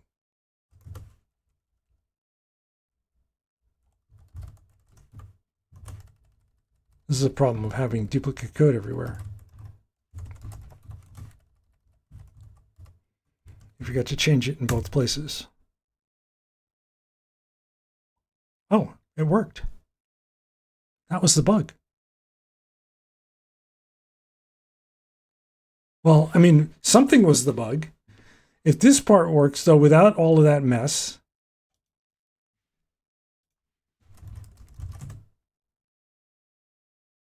yeah, this doesn't work because I didn't write the code for it yet.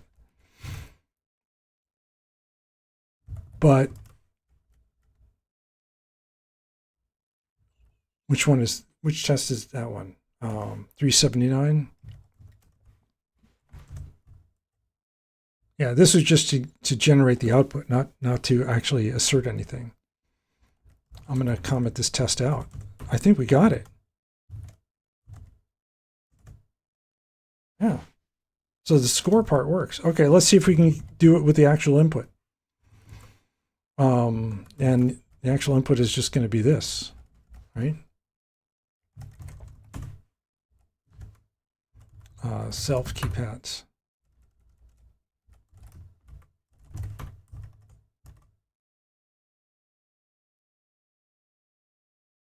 Oh, I don't need to parse it anymore. I just need to score it.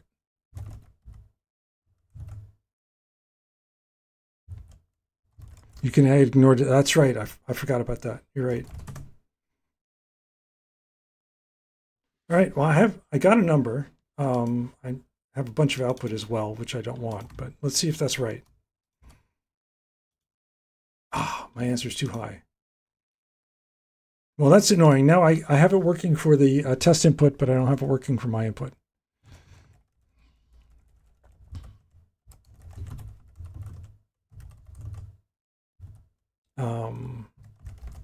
Oops.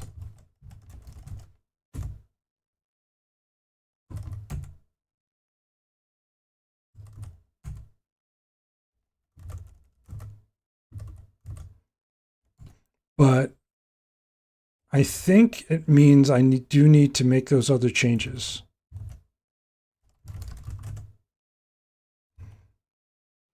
I think it means I do need to make those other changes.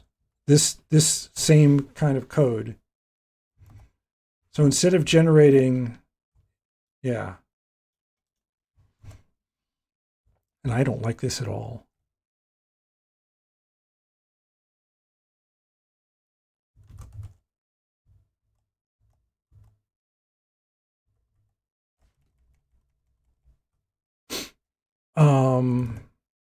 So instead of doing this, we're going to do this, right? We're going to do this left. This is the left, right.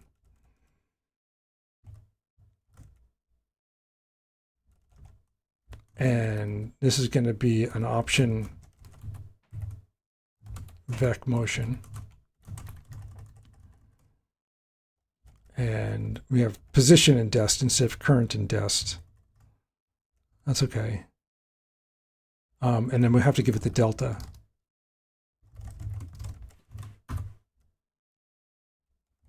So this becomes like this and this. This is delta. This is position, delta. And we have to give it the blank.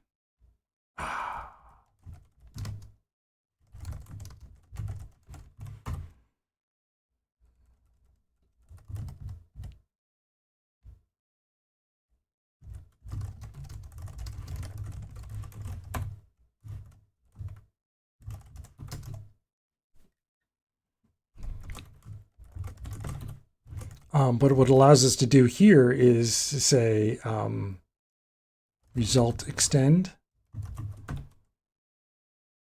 self, left, right, cur 1, dest 1, or delta, and then a blank question mark, right?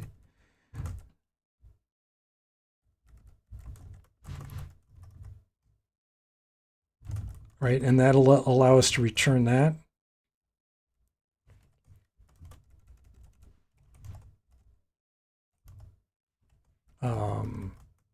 Yeah, here.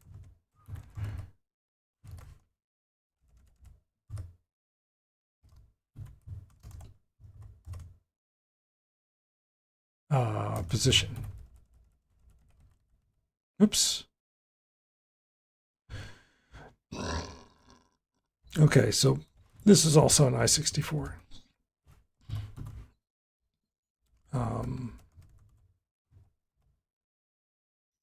So instead of blank, this is going to be blank.1.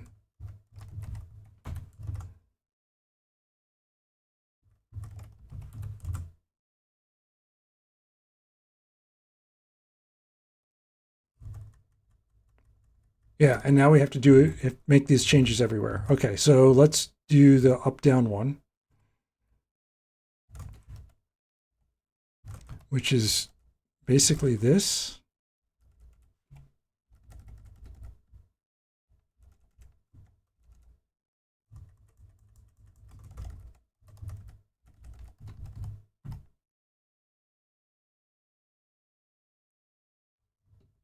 It's the same code, except instead of left, right, is up, down.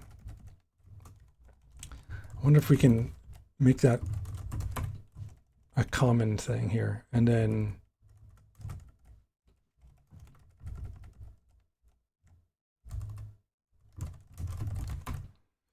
And then change this to up, down.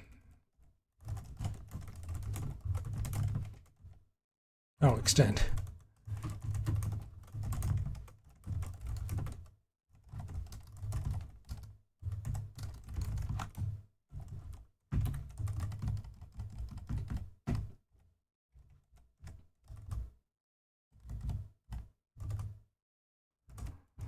Okay, and now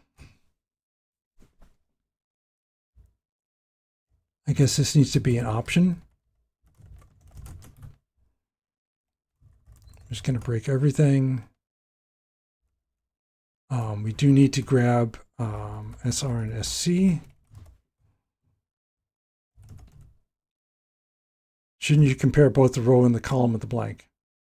Dang it, you're right. You're absolutely right.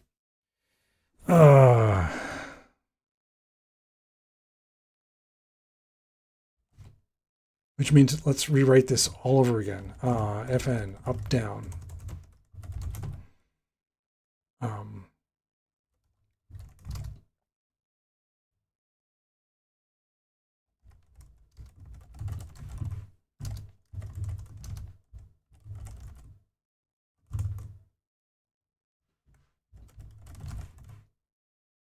We do it that way. Can we do it? And delta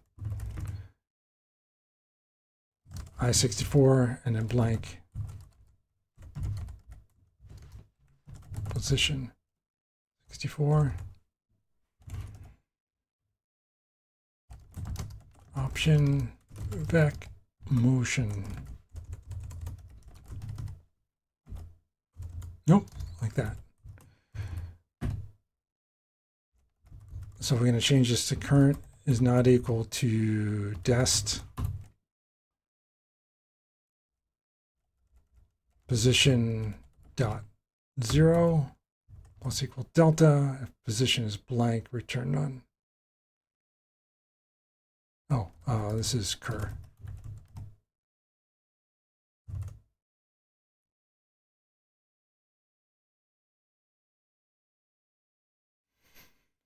Expected type not found in the scope.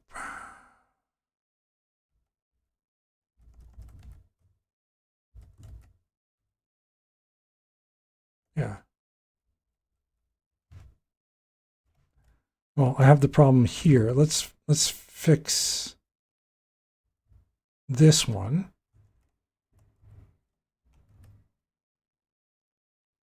Oh. Yeah, no, that's fine.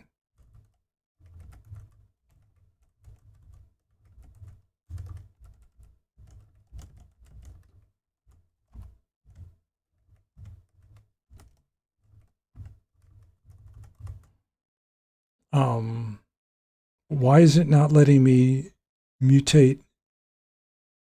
Do I have to do that? Is it expecting that? Yeah. And now this, we want to only push it if we can. So we want to say extend like this,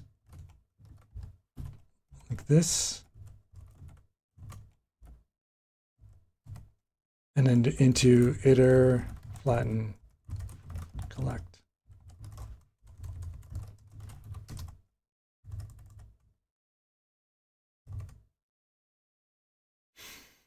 Doesn't like that? Can I just do it without the collect? Yeah.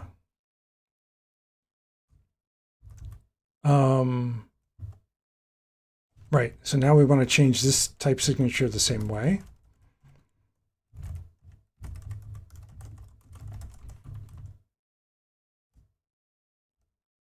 And it's not equal to current.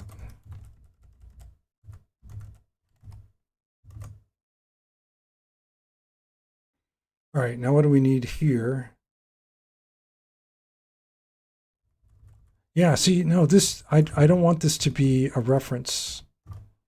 Destination can be a reference and blank can be a reference, but this I want, oh, I want to say this. And these need to be references.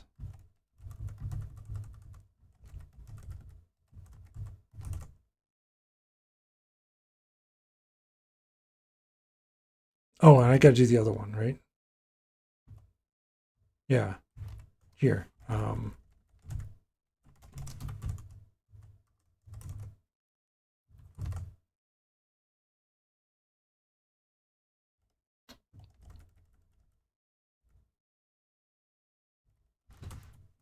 I have to do it that way? I hope not. No, I do. Yeah, I can make a copy of it. And now these all need to change. So oops.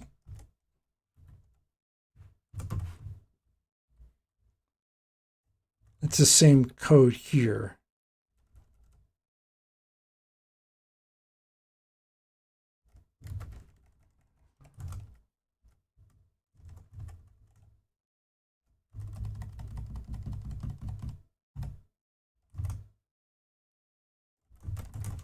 Like that.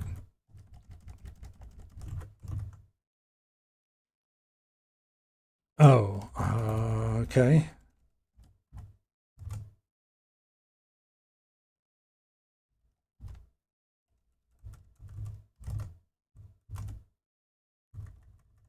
Oh, cur dot left right is 1. Oh, and now we got to fix all these tests.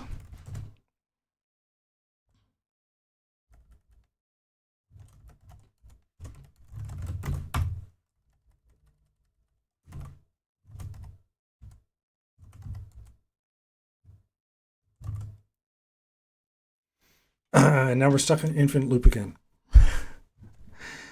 The never-ending story.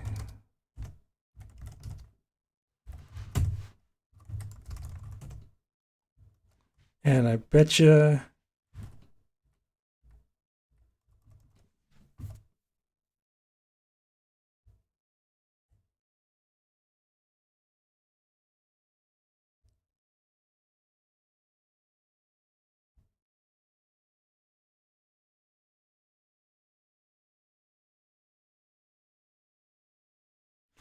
this is right. So we're modifying this. Oh, we don't want it equal to a dest. We want it equal to dest dot 0. And this needs to be dest dot 1. Why is these backwards? While cur is not equal to dest dot 1.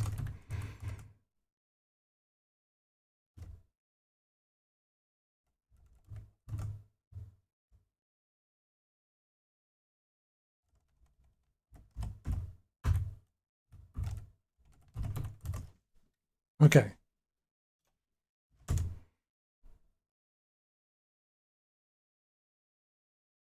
Unwrap on a none value. Oh, okay. So that means we're trying to go through the wrong way. So 148.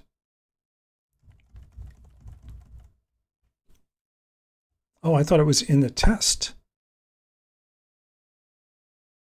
Oh, that means it's not finding anything here.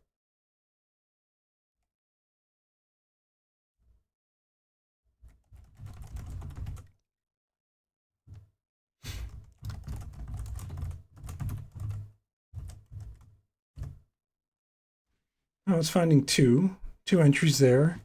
And then when we go here, for some reason, it's not finding any.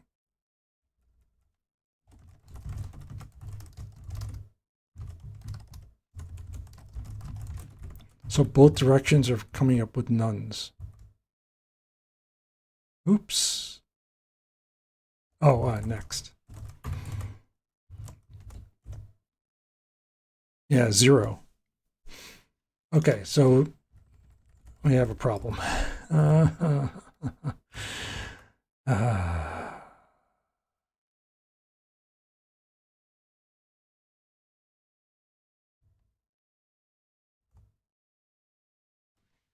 Let's see. So it's doing test score. Let's just do test sequence length, right? Maybe that's the one that's. Oh, it's because it's because I changed my code to actually loop over everything, right? No. And get length. Yeah. So here's where we're calling get length and we want it to be 60 and it's failing. So let's just test this one test.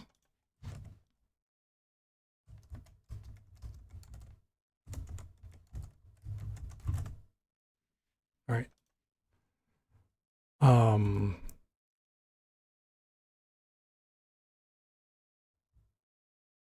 Let's see. I'm going to go up while the delta is negative. We do this. If we hit the blank square, we return none.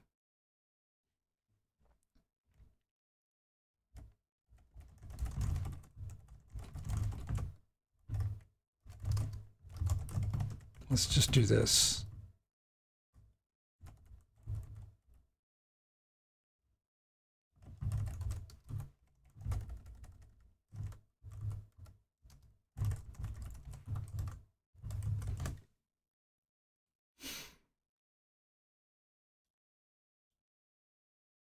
So it's only for left, right, it's hitting that. So it should come up with the, oh.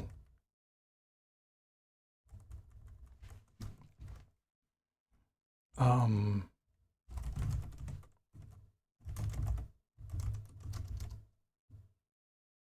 we're going to go from cur to dest. Let's see what happens. We're going from 0, 2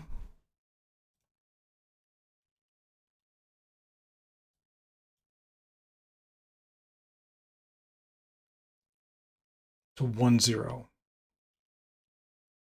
Actually, so I don't know what level. Oh, this is directional motion.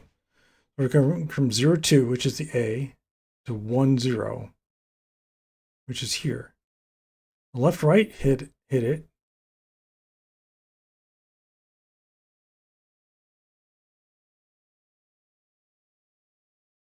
Oh, the up, down hit it? That's not right.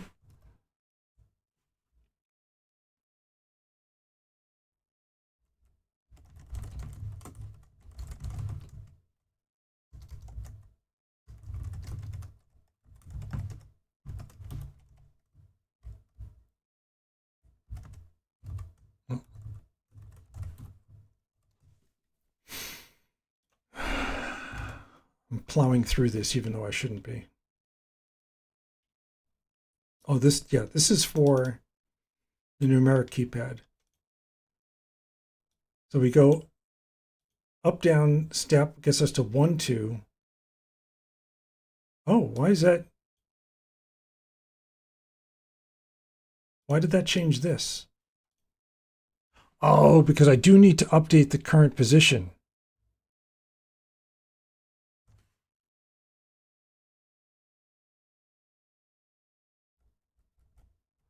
Ah, because, yeah, I do need to update the current position.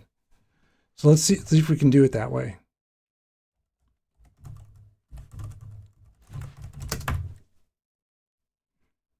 Right? Let's do that. I probably have to put asterisks somewhere. But that way we're on the right position as we go through the steps.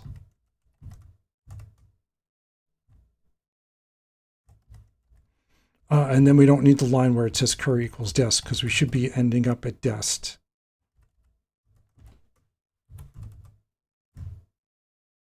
Do we need to do that or could we do it that way? Yeah. Okay. It still failed.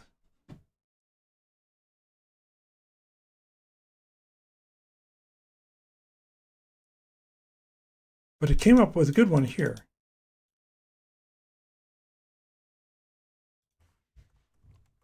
Let's see.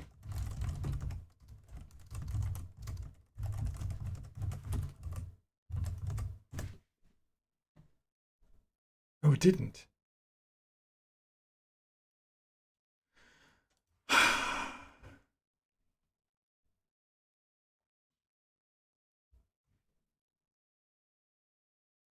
Okay. Oh, because as soon as it fails, it stops.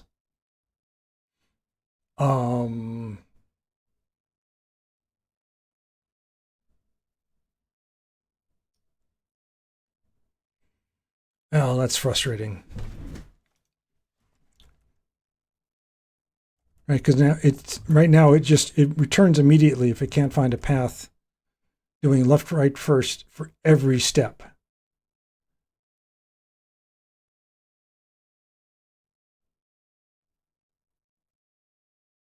Oh. So what we want to do is check every step on its own and look.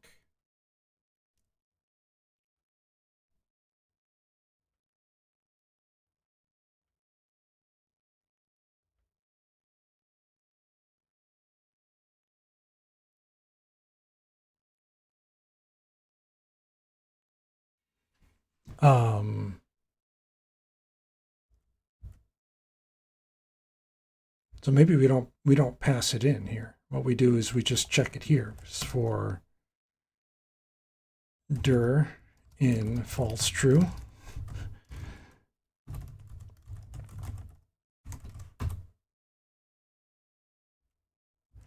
And what we do is look here to see if we have a path. Instead of returning, we're going to just get to see if it's none.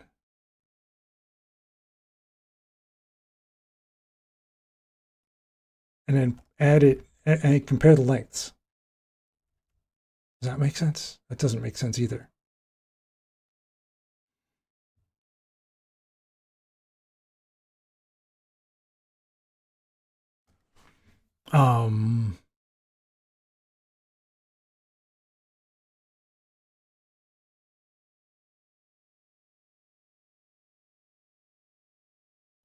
How about this?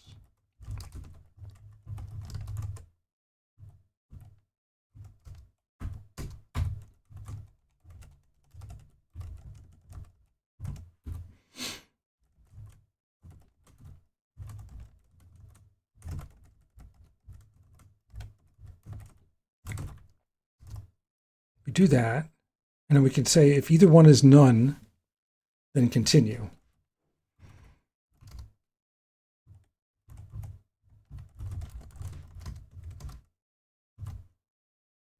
Well, we don't want this then.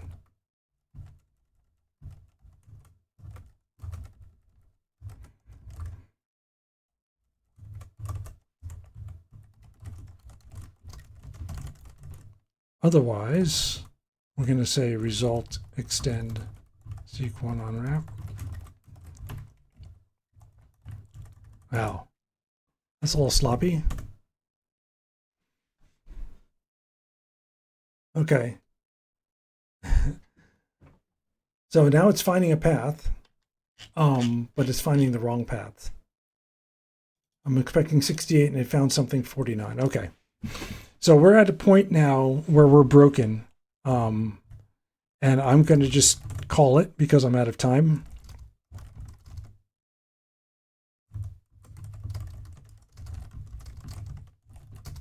Day 21, broken. I know what I have to do.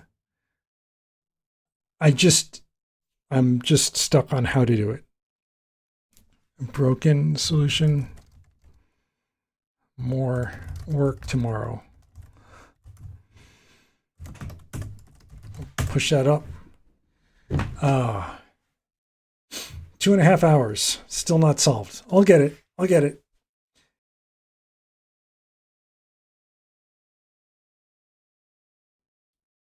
Yesterday was kind of a mess, unfortunately. It doesn't usually take me 2.5 hours to not solve a problem. But it's happened before. It's happened before where I've needed a couple of days to solve it on stream. And I've been thinking about the way I've approached it so far. I think I'm all up to date, right? Yeah. Didn't make any changes since I pushed. So that's good. AOC 2024-21. So let's see. Let's wait a second. Okay. Let's see if we can. Oh. All right. Well, let's make that change. Okay. And then this, I should have done a rename instead, but okay. I think we're good. Cargo test, and everything's broken right now. The thing I want to change is the way we generate the motions here. I want to actually split this code out. And then have this code just generate, instead of an option, just a collection of possibilities. What we'll do, if we get rid of this parameter here, let's do that first, because I want to push that down into the next level. Let's move this down. I don't want to. What should we call this one? Get options. And get options will take a source, which I'm calling cur here. And a dest. Right. And let's say this is going to return a vec. Yeah, a vec of motions. Right. It'll show us the way we can go. And instead of doing this left, right, first business, we're going to do both. I think this is where I'm stuck, is I want to just get all the possibilities for going from the keypad and driving around the keypad and then trying each one of those. Right? We're only checking, you know, I mean the strings themselves are pretty short. Right? We're talking about things in the 60s. So I think we can just try all of them and see how it goes. So this becomes, let's get a result. And we do have DRDC. Yeah, so we're gonna get both of these things. We're gonna do this, and we're going to do this, and we're going to push both of those onto result, and we're going to rename this guy here.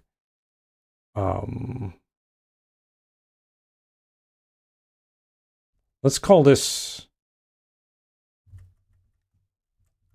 Oh, we need the blank. All right, that's why this is green. Okay. Let's do it this way. Blank equals self kind blank spot. Right? Yep, that's what it's called. Blank spot. I saw it down here. So if we do this, we can say like LR is equal to this, and up down is equal to this. And then we do it again here. Except we flip it over like that. And then we'll push both of those onto here. Oh, we'll need to do this enter thing as well. So how do we want to do this? Because this is an option.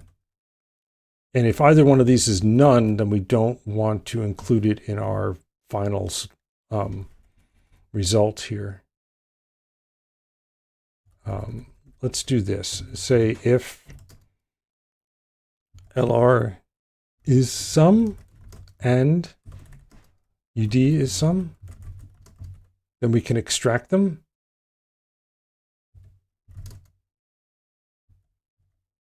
Sum LR equals LR, else panic, bad rust. I don't know. There might be a more straightforward way to do this, and we can just do this with UD as well. I'm just trying to remove them. Yeah, if let works though only on one at a time, right? I don't think we have the ability to do this if let some LR equals LR and let some UD equals UD. I don't think this works in Rust.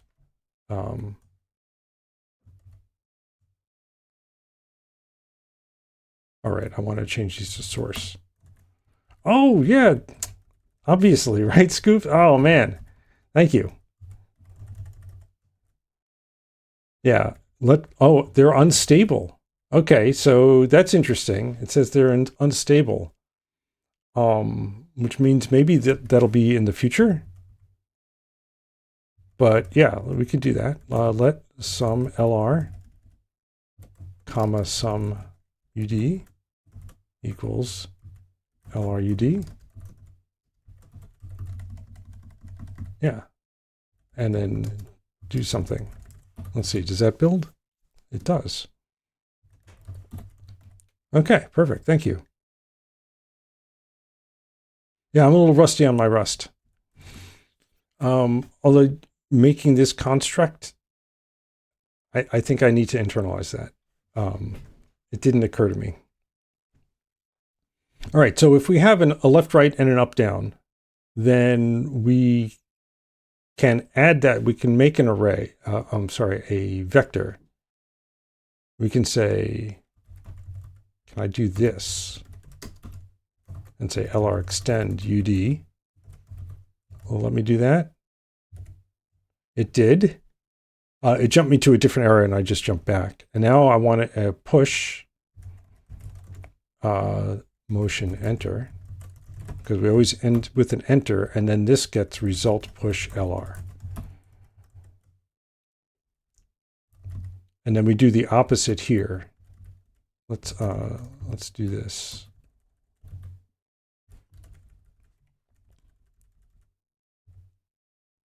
Oh, wait, no. We need to start at the same spot each time. Let's do this. This will be current. And we need to do this again. Right, because we're trying each way to, whether we go up, down first or left, right first, we still have to start at the same source position. And then these are the opposite. So this is UD extend by LR. And then this result. Okay. Oh,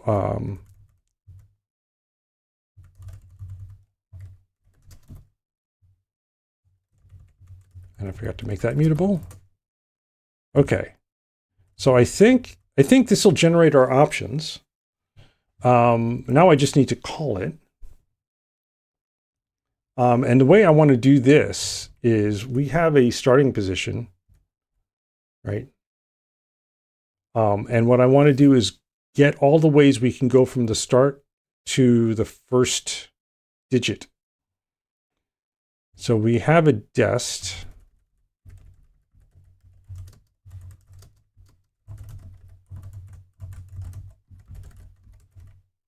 In our keypad location, right? I'm just copying this, but we're just going to grab the very first one. So it'll be self code 0.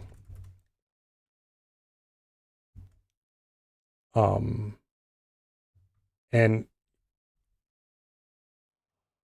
we're going to create our first list of vectors to deal with here. Actually, there's going to be duplicates. I'm going to change this to a hash set. So we can just collect everything in a hash set and not worry about duplicates. So instead of push, this is insert. Yeah. And now what we do is we grab our first set of, let's call them options.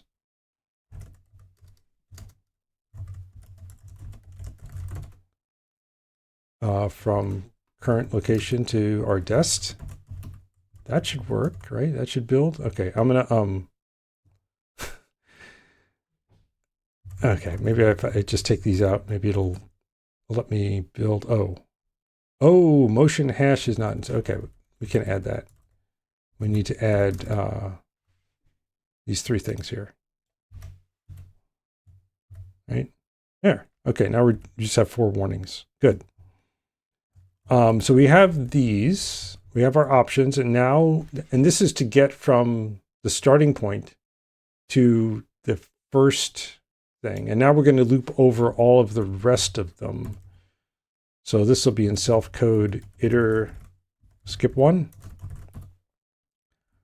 Our new dest is going to be this.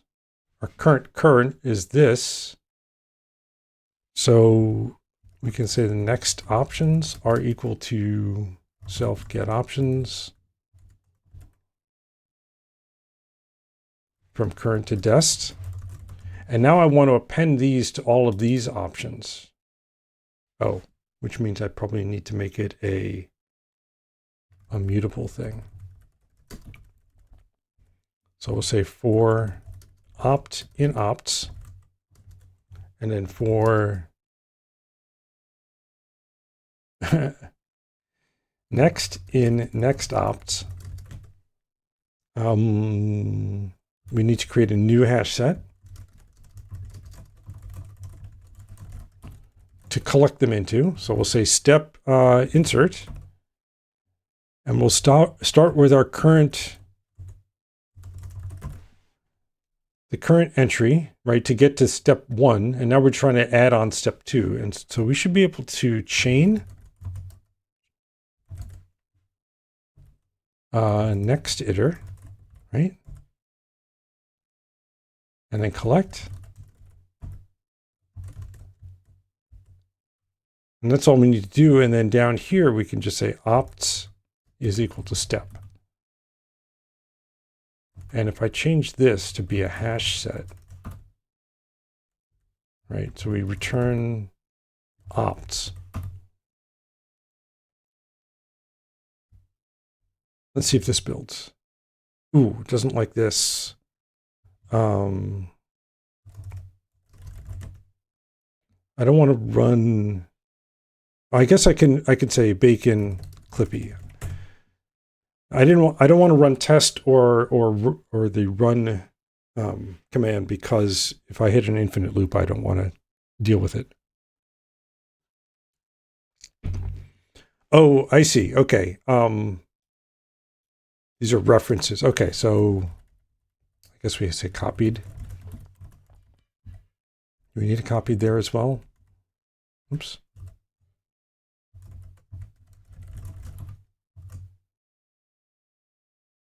What's wrong with this? Oh, because I'm looping over multiple times. Okay. And now we have a blank that we're not using.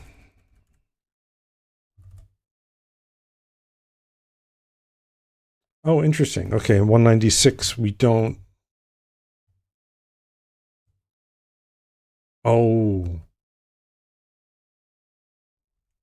Oh, I see. It's already a reference.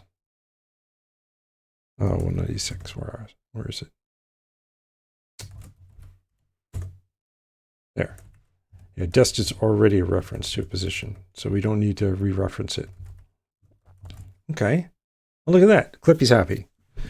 All right, so now I just want to print out what I've got. Let's ignore, what was it, get length? Yeah.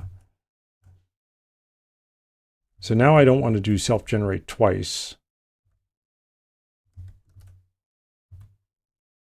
And I don't want to do this. Let's just get all of the possibilities for each one and just print them out. That's what this is almost doing. Let's do this. Lists like that. And we're going to ignore this for now and return 0. Okay. Yeah, and we don't. Okay. Fine. So now, if I say run, I'm reluctant to run it, but let's see. Oops.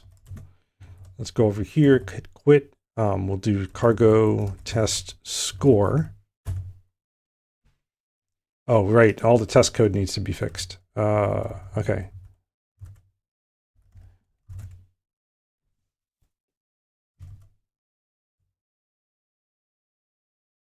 Oh, okay. Let's do this. What else is broken? I guess what we could do here is say let seek equals, yeah, seek. was it iter next unwrap? Maybe we could do it that way. And then that's a vec of motion. Like that. Yeah, and then we can do the same thing here.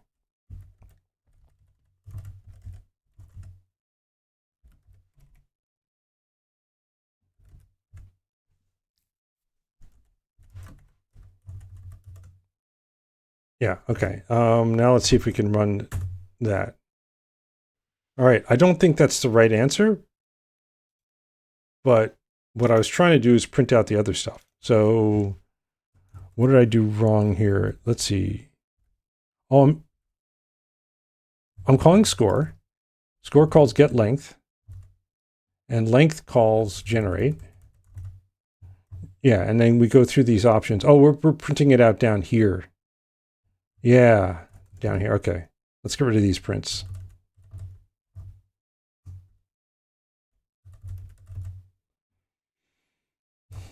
Right, I just wanted to see these guys for each one of the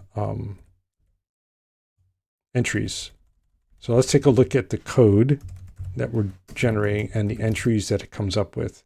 It is coming up with more than one, which is what I was hoping for. Self code. Yeah, so for 029A, it looks like it's coming up with 1, 2, 3 different options, which is good. That's what I was hoping to see different ways of going. Oh, for this 379A, there's only one way to do it. Okay. Now that we have that, we can do something similar for this directional motion thing. I think I want to blow away this whole thing and then just redo it using the same kind of logic we have for this generate.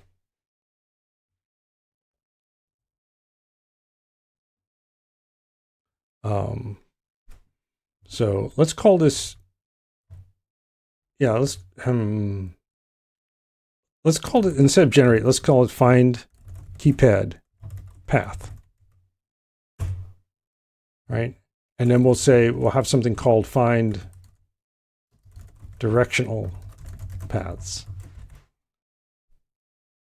And this will take the list of actions you need to take, right? And so this is that sequence of steps, motions. And we'll also return a hash set of vec of motion. So hopefully this does the trick. We'll just basically copy this exact code, except instead of keypad lock, we'll use directional lock. Right? And I think I have almost that code here. Right? So how do we want to approach this? We can basically steal this, all of this, and then just change it to directional. And then maybe if this actually works, maybe we do some cleanup. Right, directional. And then same here.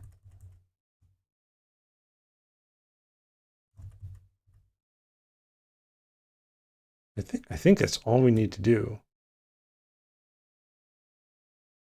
Oh, except we don't walk this code, right? It's not self code. This is sequence of 0. And then this is sequence iter skip. Right? And nothing's calling it right now. Oops. A direction lock. Okay.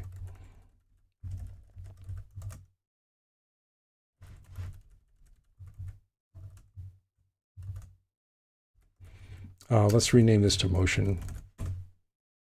And we'll rename this to keypad character. Oops.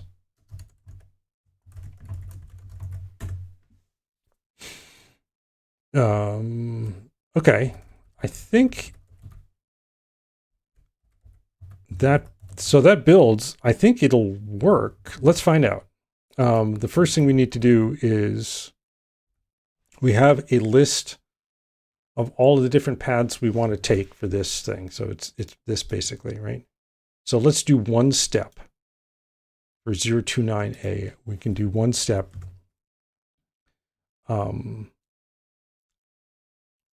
For path in list. And now this should be a vec of motion. So we'll say let dir path is equal to self find directional paths of path. And then this is a hash set. And this will have a number of different possibilities. On top of, so let's just print out their lengths. So for dir in dir path, println dir length, right? Because this should be a vec of motion, yeah. Okay, so let's just do that.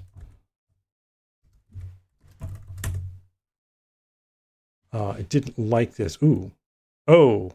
Okay, we have a bug somewhere here, line 76. It's saying that I'm trying to get a direction lock from, oh, right. Not self. We want this directional now. Okay, good.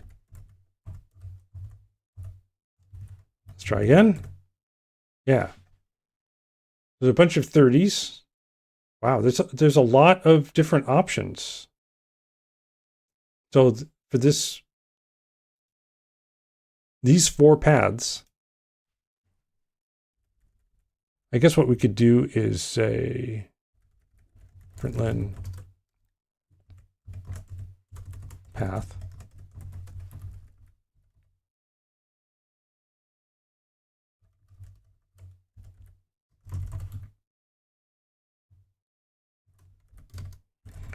Like we could do this, and this will give us a little more information.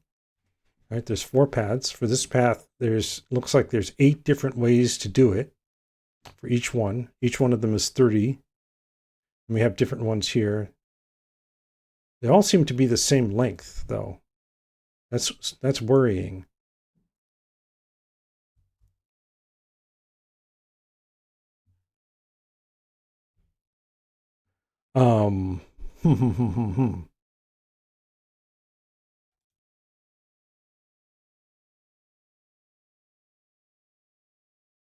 Because we need to then take this. Maybe what we can do is print it out, but using the string thing that I have, like this. Motion to string dir. Oh, what is this? Okay. Let's see if hopefully they're all different.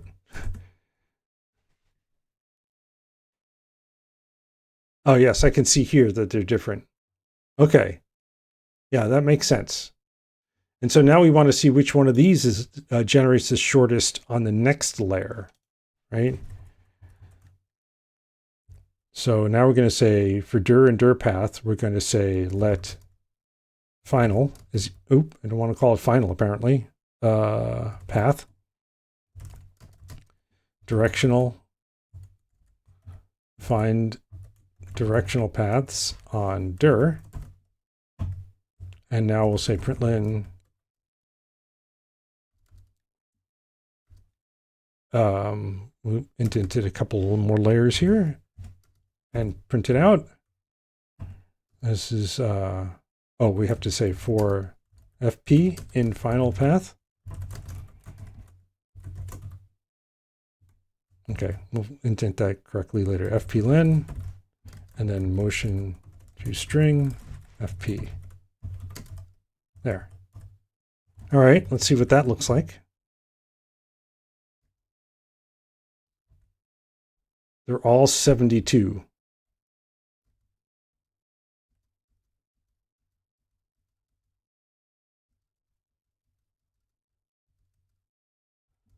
Okay.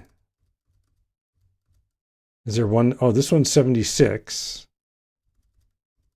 There's a lot of them, though. There's a lot more than I thought there would be. Hopefully there's a 68 in here. 69, 81. Uh-oh. Okay, I'm printing out too many. Let's see if we can find the shortest one and print that. So we'll say let min equals usize max. Oops. Sorry. And then we can just grab the length for FP in final path. If FP_len is less than min, then min equals FP_len. And we'll say found here. Oh, we want to do it for all of them. That's right. Let mut min path is equal to none. And then we'll say min path is equal to some FP. And then down here at the end, we'll just say best is min, and then we'll print out the path.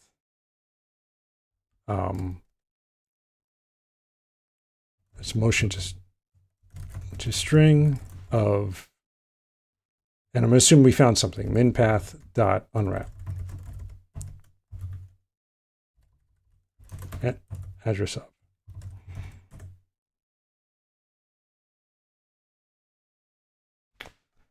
Okay, that's not good. It's supposed to be 68, right?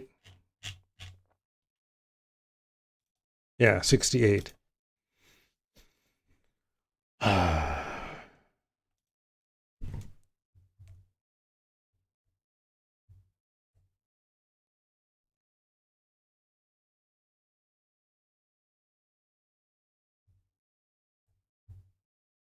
Are we accident? I'm going to blow away this function because we're not using it anymore. It got replaced with the find. Hopefully we're not hitting the blank in the wrong spot.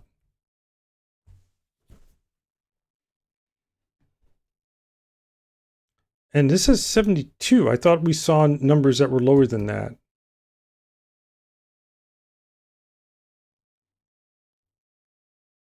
Or maybe I passed by the thing. Scoop says, I don't know that your go left, right, then up, down, or reverse will work with multiple depths. Well, I mean, I was kind of hoping it would.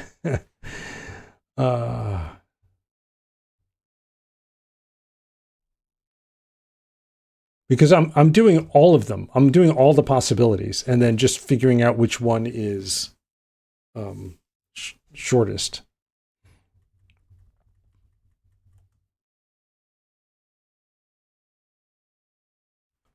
So it's not like I'm saying, well, I'm going to throw out this one because it's different. I'm going to have to find all the paths, even if they zigzag. Ooh. I'm gonna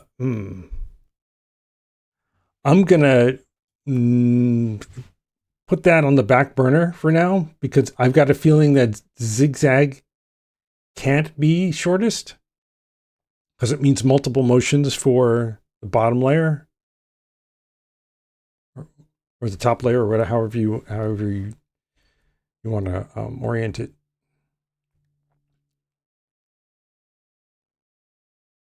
Let's see if I even have something that looks right. And I have a possibility here of, oh, wait a minute. Is this right? Let's take a look. We're trying to enter a 0. And the 0 is here. I'm glad that the way he laid this out was we can have both pads on the same page. So we're saying down, left, left, enter, enter. And that's already wrong. Okay, so there's a bug. We shouldn't be going, if we're typing a 0, we shouldn't be entering left twice. And then it goes down, left, left, enter again, which is completely wrong. Left, enter, left, up, enter. Oh, see, that's wrong. It's going over the blank. It's going over the blank. Yeah, I'm going 2 levels deep, but it's pretty clear here that this path is not a valid path. Okay. So how are we ending up with an invalid path?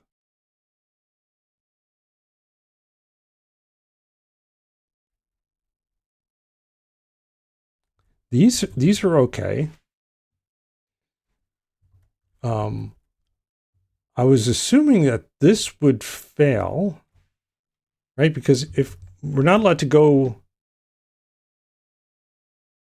the left enter is correct, but it should be up enter. And now it's restarting from the, I bet you it's restarting. Oh no.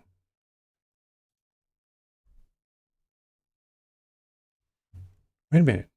Is this the bug here?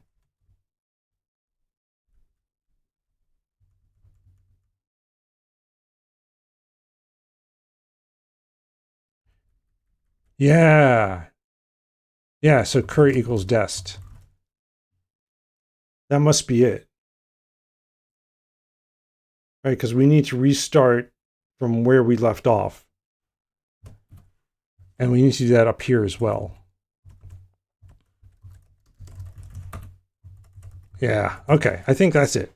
Let's see. Oh. 335. Is this in a test? Yeah, it's in a test. All right, I'm going to blow this test away.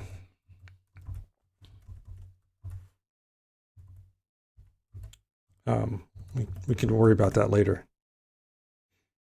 68. There we go. 60, 68, 64, and 64. All right, so now we should be able to return that as the length here.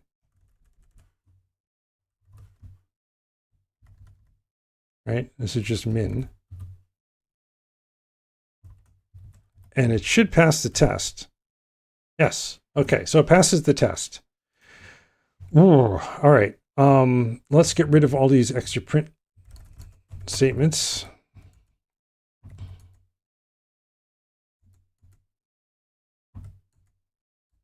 Yeah, it's just in the test now. So if I say cargo run, we did get, oh, okay, yeah. Let's see if this is the right answer. Hey, that's the right answer. Yay.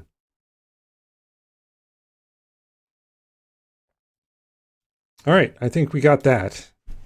That makes me happier. Let's clean up this min path thing because we don't need it anymore. And that means we don't have to worry about this business here. We can just say min is equal to min.min of fplen. Yeah, we don't actually care about the path itself. We only care about the length of the path.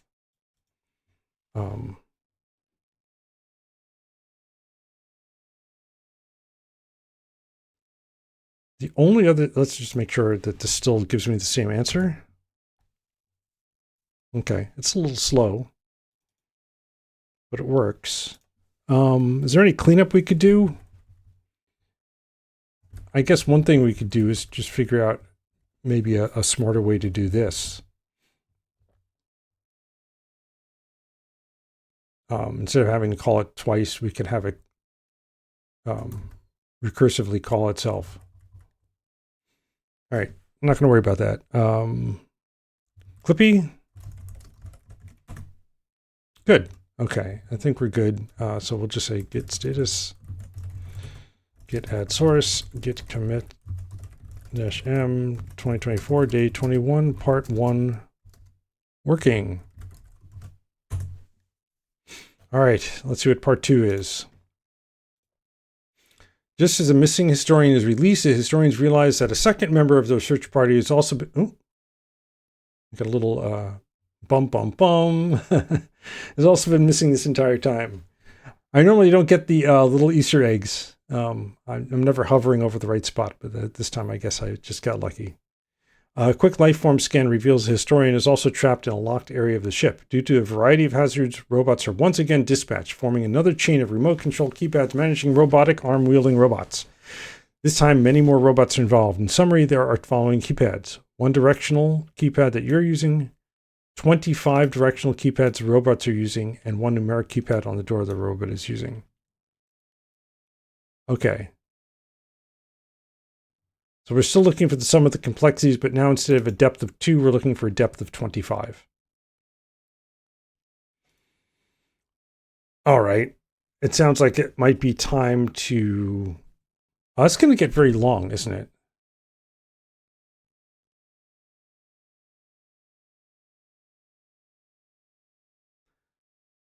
Let's change it so that instead of keeping track of...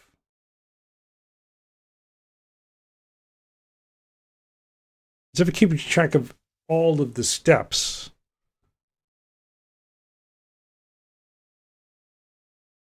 what we can do is just keep track of the length that we're dealing with. Is that going to work? Let's change this to add a depth parameter. No. Let's change...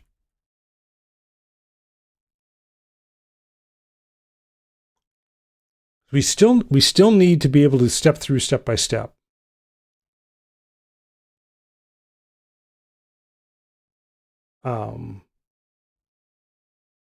But what we can do is, so instead of calling find directional paths, let's see if we could figure out a way to get just the length given a depth.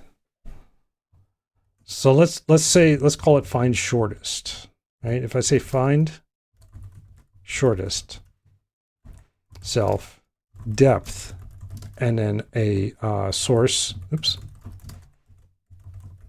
and a dest.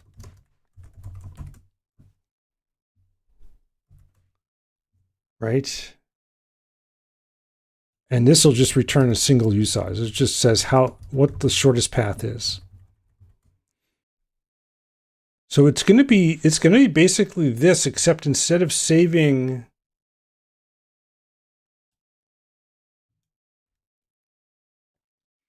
the path, we're just going to add up the total it takes and find the shortest version of that to get from source to destination. So let's try that. Let mod option. I'm just going to basically look up here and kind of copy it, except...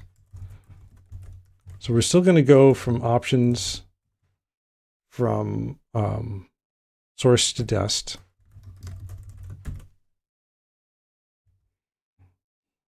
And then if the depth is 1, right? In other words, if we're done with this level, opts, call it opts.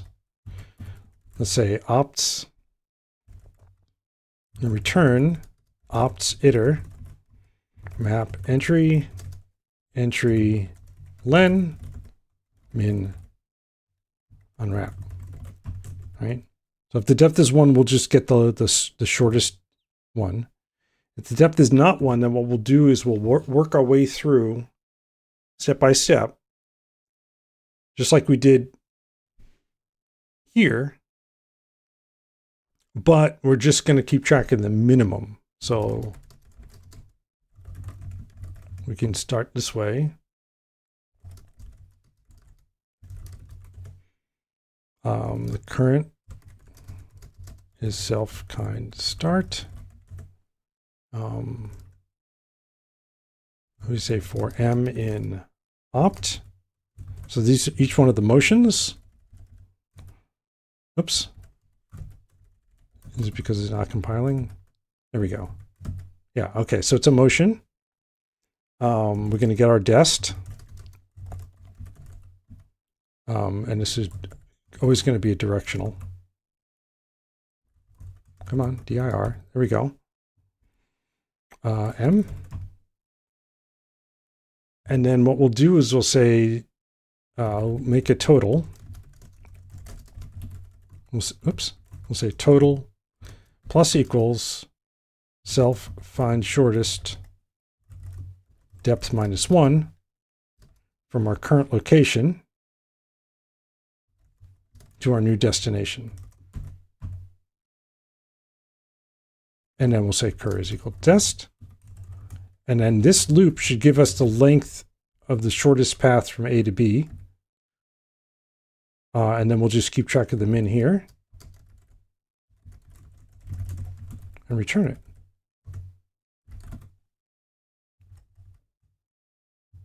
Oh, I guess this doesn't need to be mutable. I was thinking we'd have to reassign it, but we don't have to because we're just going one level down. And now find shortest. Let's see. Let's compare. Find shortest should give us the same number, the same value. Println min is equal to min. Shortest is equal to this. And I can say, oh no, I need to loop. I need to loop. Musically says, did you check out what the shortest path looked like to see if heuristic can be drawn from them? No, I'm trying every single path. I'm not being smart about it. So no, I didn't. We do need to work on the lists here. Over each one of the lists, we have to loop over that and find the shortest one for that. So we need similar code here, I guess. We'll call it shortest. I just want to compare to see if they come up with the same answer, then we can eliminate some code, right? We can make things a lot simpler. And then just put in a depth of 25 for the next one. So we also need to start with the directional thing.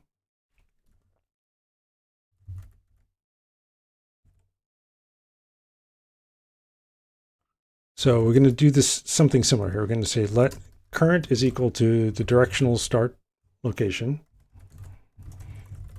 We're going to have our total, just like we had from below, and then for entry in path, right? That's a motion. We're going to say dest is equal to directional kind directional entry total plus equals directional get shortest, a depth of 2 from current to dest. Oh, I probably need these, right? And then cur equals dest. And then shortest is equal to shortest min total. And then we'll do it also this way to see if they come up with the same answer. Oh, did I not? Oh, direction kind.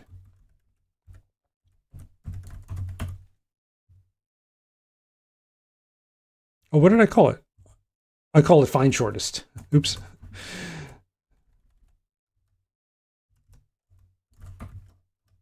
There. Yeah, find shortest. Okay. So do these come up with the same answers? Cargo run. Infinite loop? No. Okay, so it's working. It's coming up with the same answer as this. So I think we can, that allows us to eliminate find directional paths, right? Because it's only called, yeah, it's only called here, which means we can clean this up, right? We don't need this anymore. We don't need that. We can return shortest. Min is no longer used. And find directional paths can go away.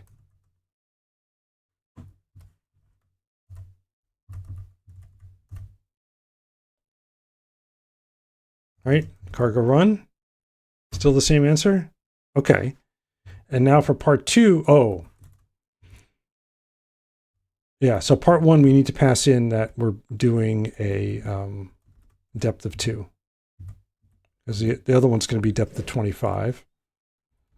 So that means we need to put that in here. And we pass it in here. And we accept it here.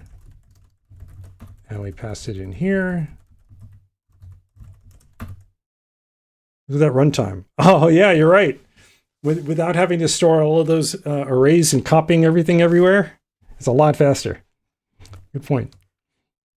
All right, so I just did that refactor. Yeah, okay, so let's commit this before I do anything else. Git status, git commit -am refactor part 1 to get ready for part 2. And then part 2 should just be 25 here, right?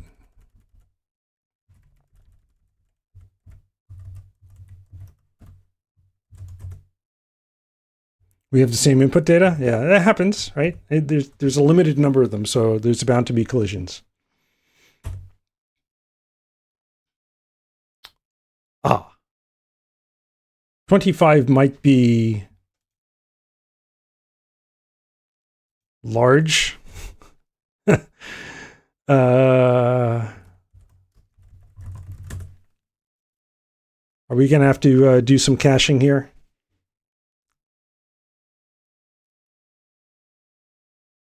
Yeah, even in release mode. Okay.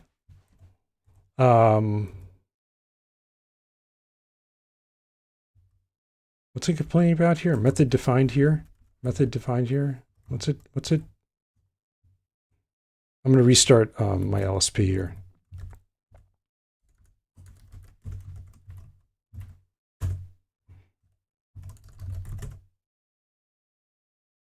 Okay. Hopefully it's back to normal now. So I think what we can do, what would the length of the sequence be at 25th? Oh yeah, I was just thinking that, you know, it's going to be huge if level 2 is 68, right? Level 3 is going to be even bigger. Level 4 is going to, well, we can actually take a look. Let's play around with it a little bit. We can change this to a 3 and see how big they get. Because I'm thinking we need to cache. All right, 3 wasn't bad. Let's try 4. But it's doubled, right? And now it's doubled again, right? So they're going to be...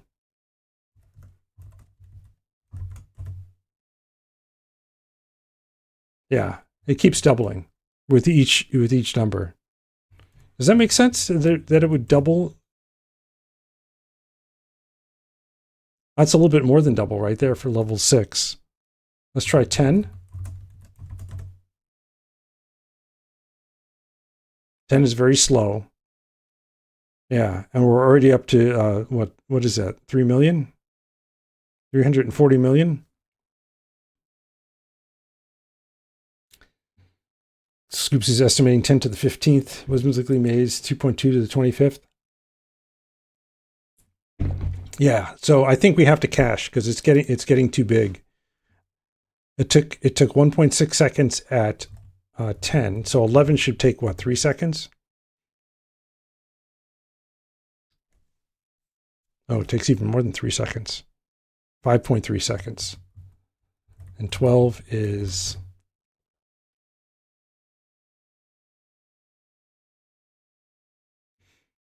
That'd be what, 15 to 20 seconds maybe? So we're looking for 25 here. So I'm going to change that back to 25. And then we can just add a cache. I think all we need to do, 17 seconds. Okay. And 17 seconds was for 12. Yeah, it'll get ridiculous. Let's here on find shortest on self. Self is this keypad thingy. Let's add a cache, hash map, and we're going to be doing depth, source, and destination. And it's going to map to a usize.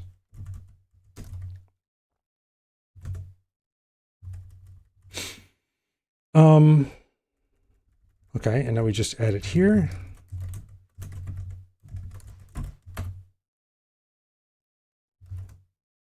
Oh, and add it here as well. All right, cache is not being used. That's what the warning is. So I'm looking down here. This is something I got from ToggleBit. After a build, it just summarizes the errors. Excuse me, the errors and the warnings. So I see there's one warning that cache is not being used. So now we just need to, we can say if self dot, no, if let sum value's bad, length is equal to self cache get depth source and dest, then return length.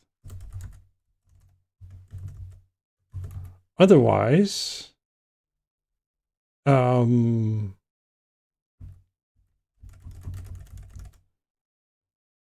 going to refactor this as well. I'm going to say let length is equal to this or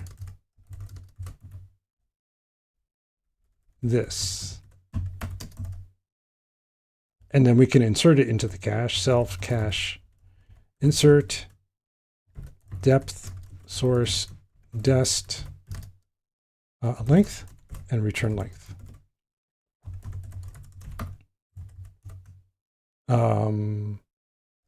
Okay. Oh, right. I have to make this mutable, which probably means I need to do something here to make it mutable. Yeah, that built. Okay. And then I did change it back to 25, right? I think I did. That's an enormous number. But notice the runtime. Let's see if that's right.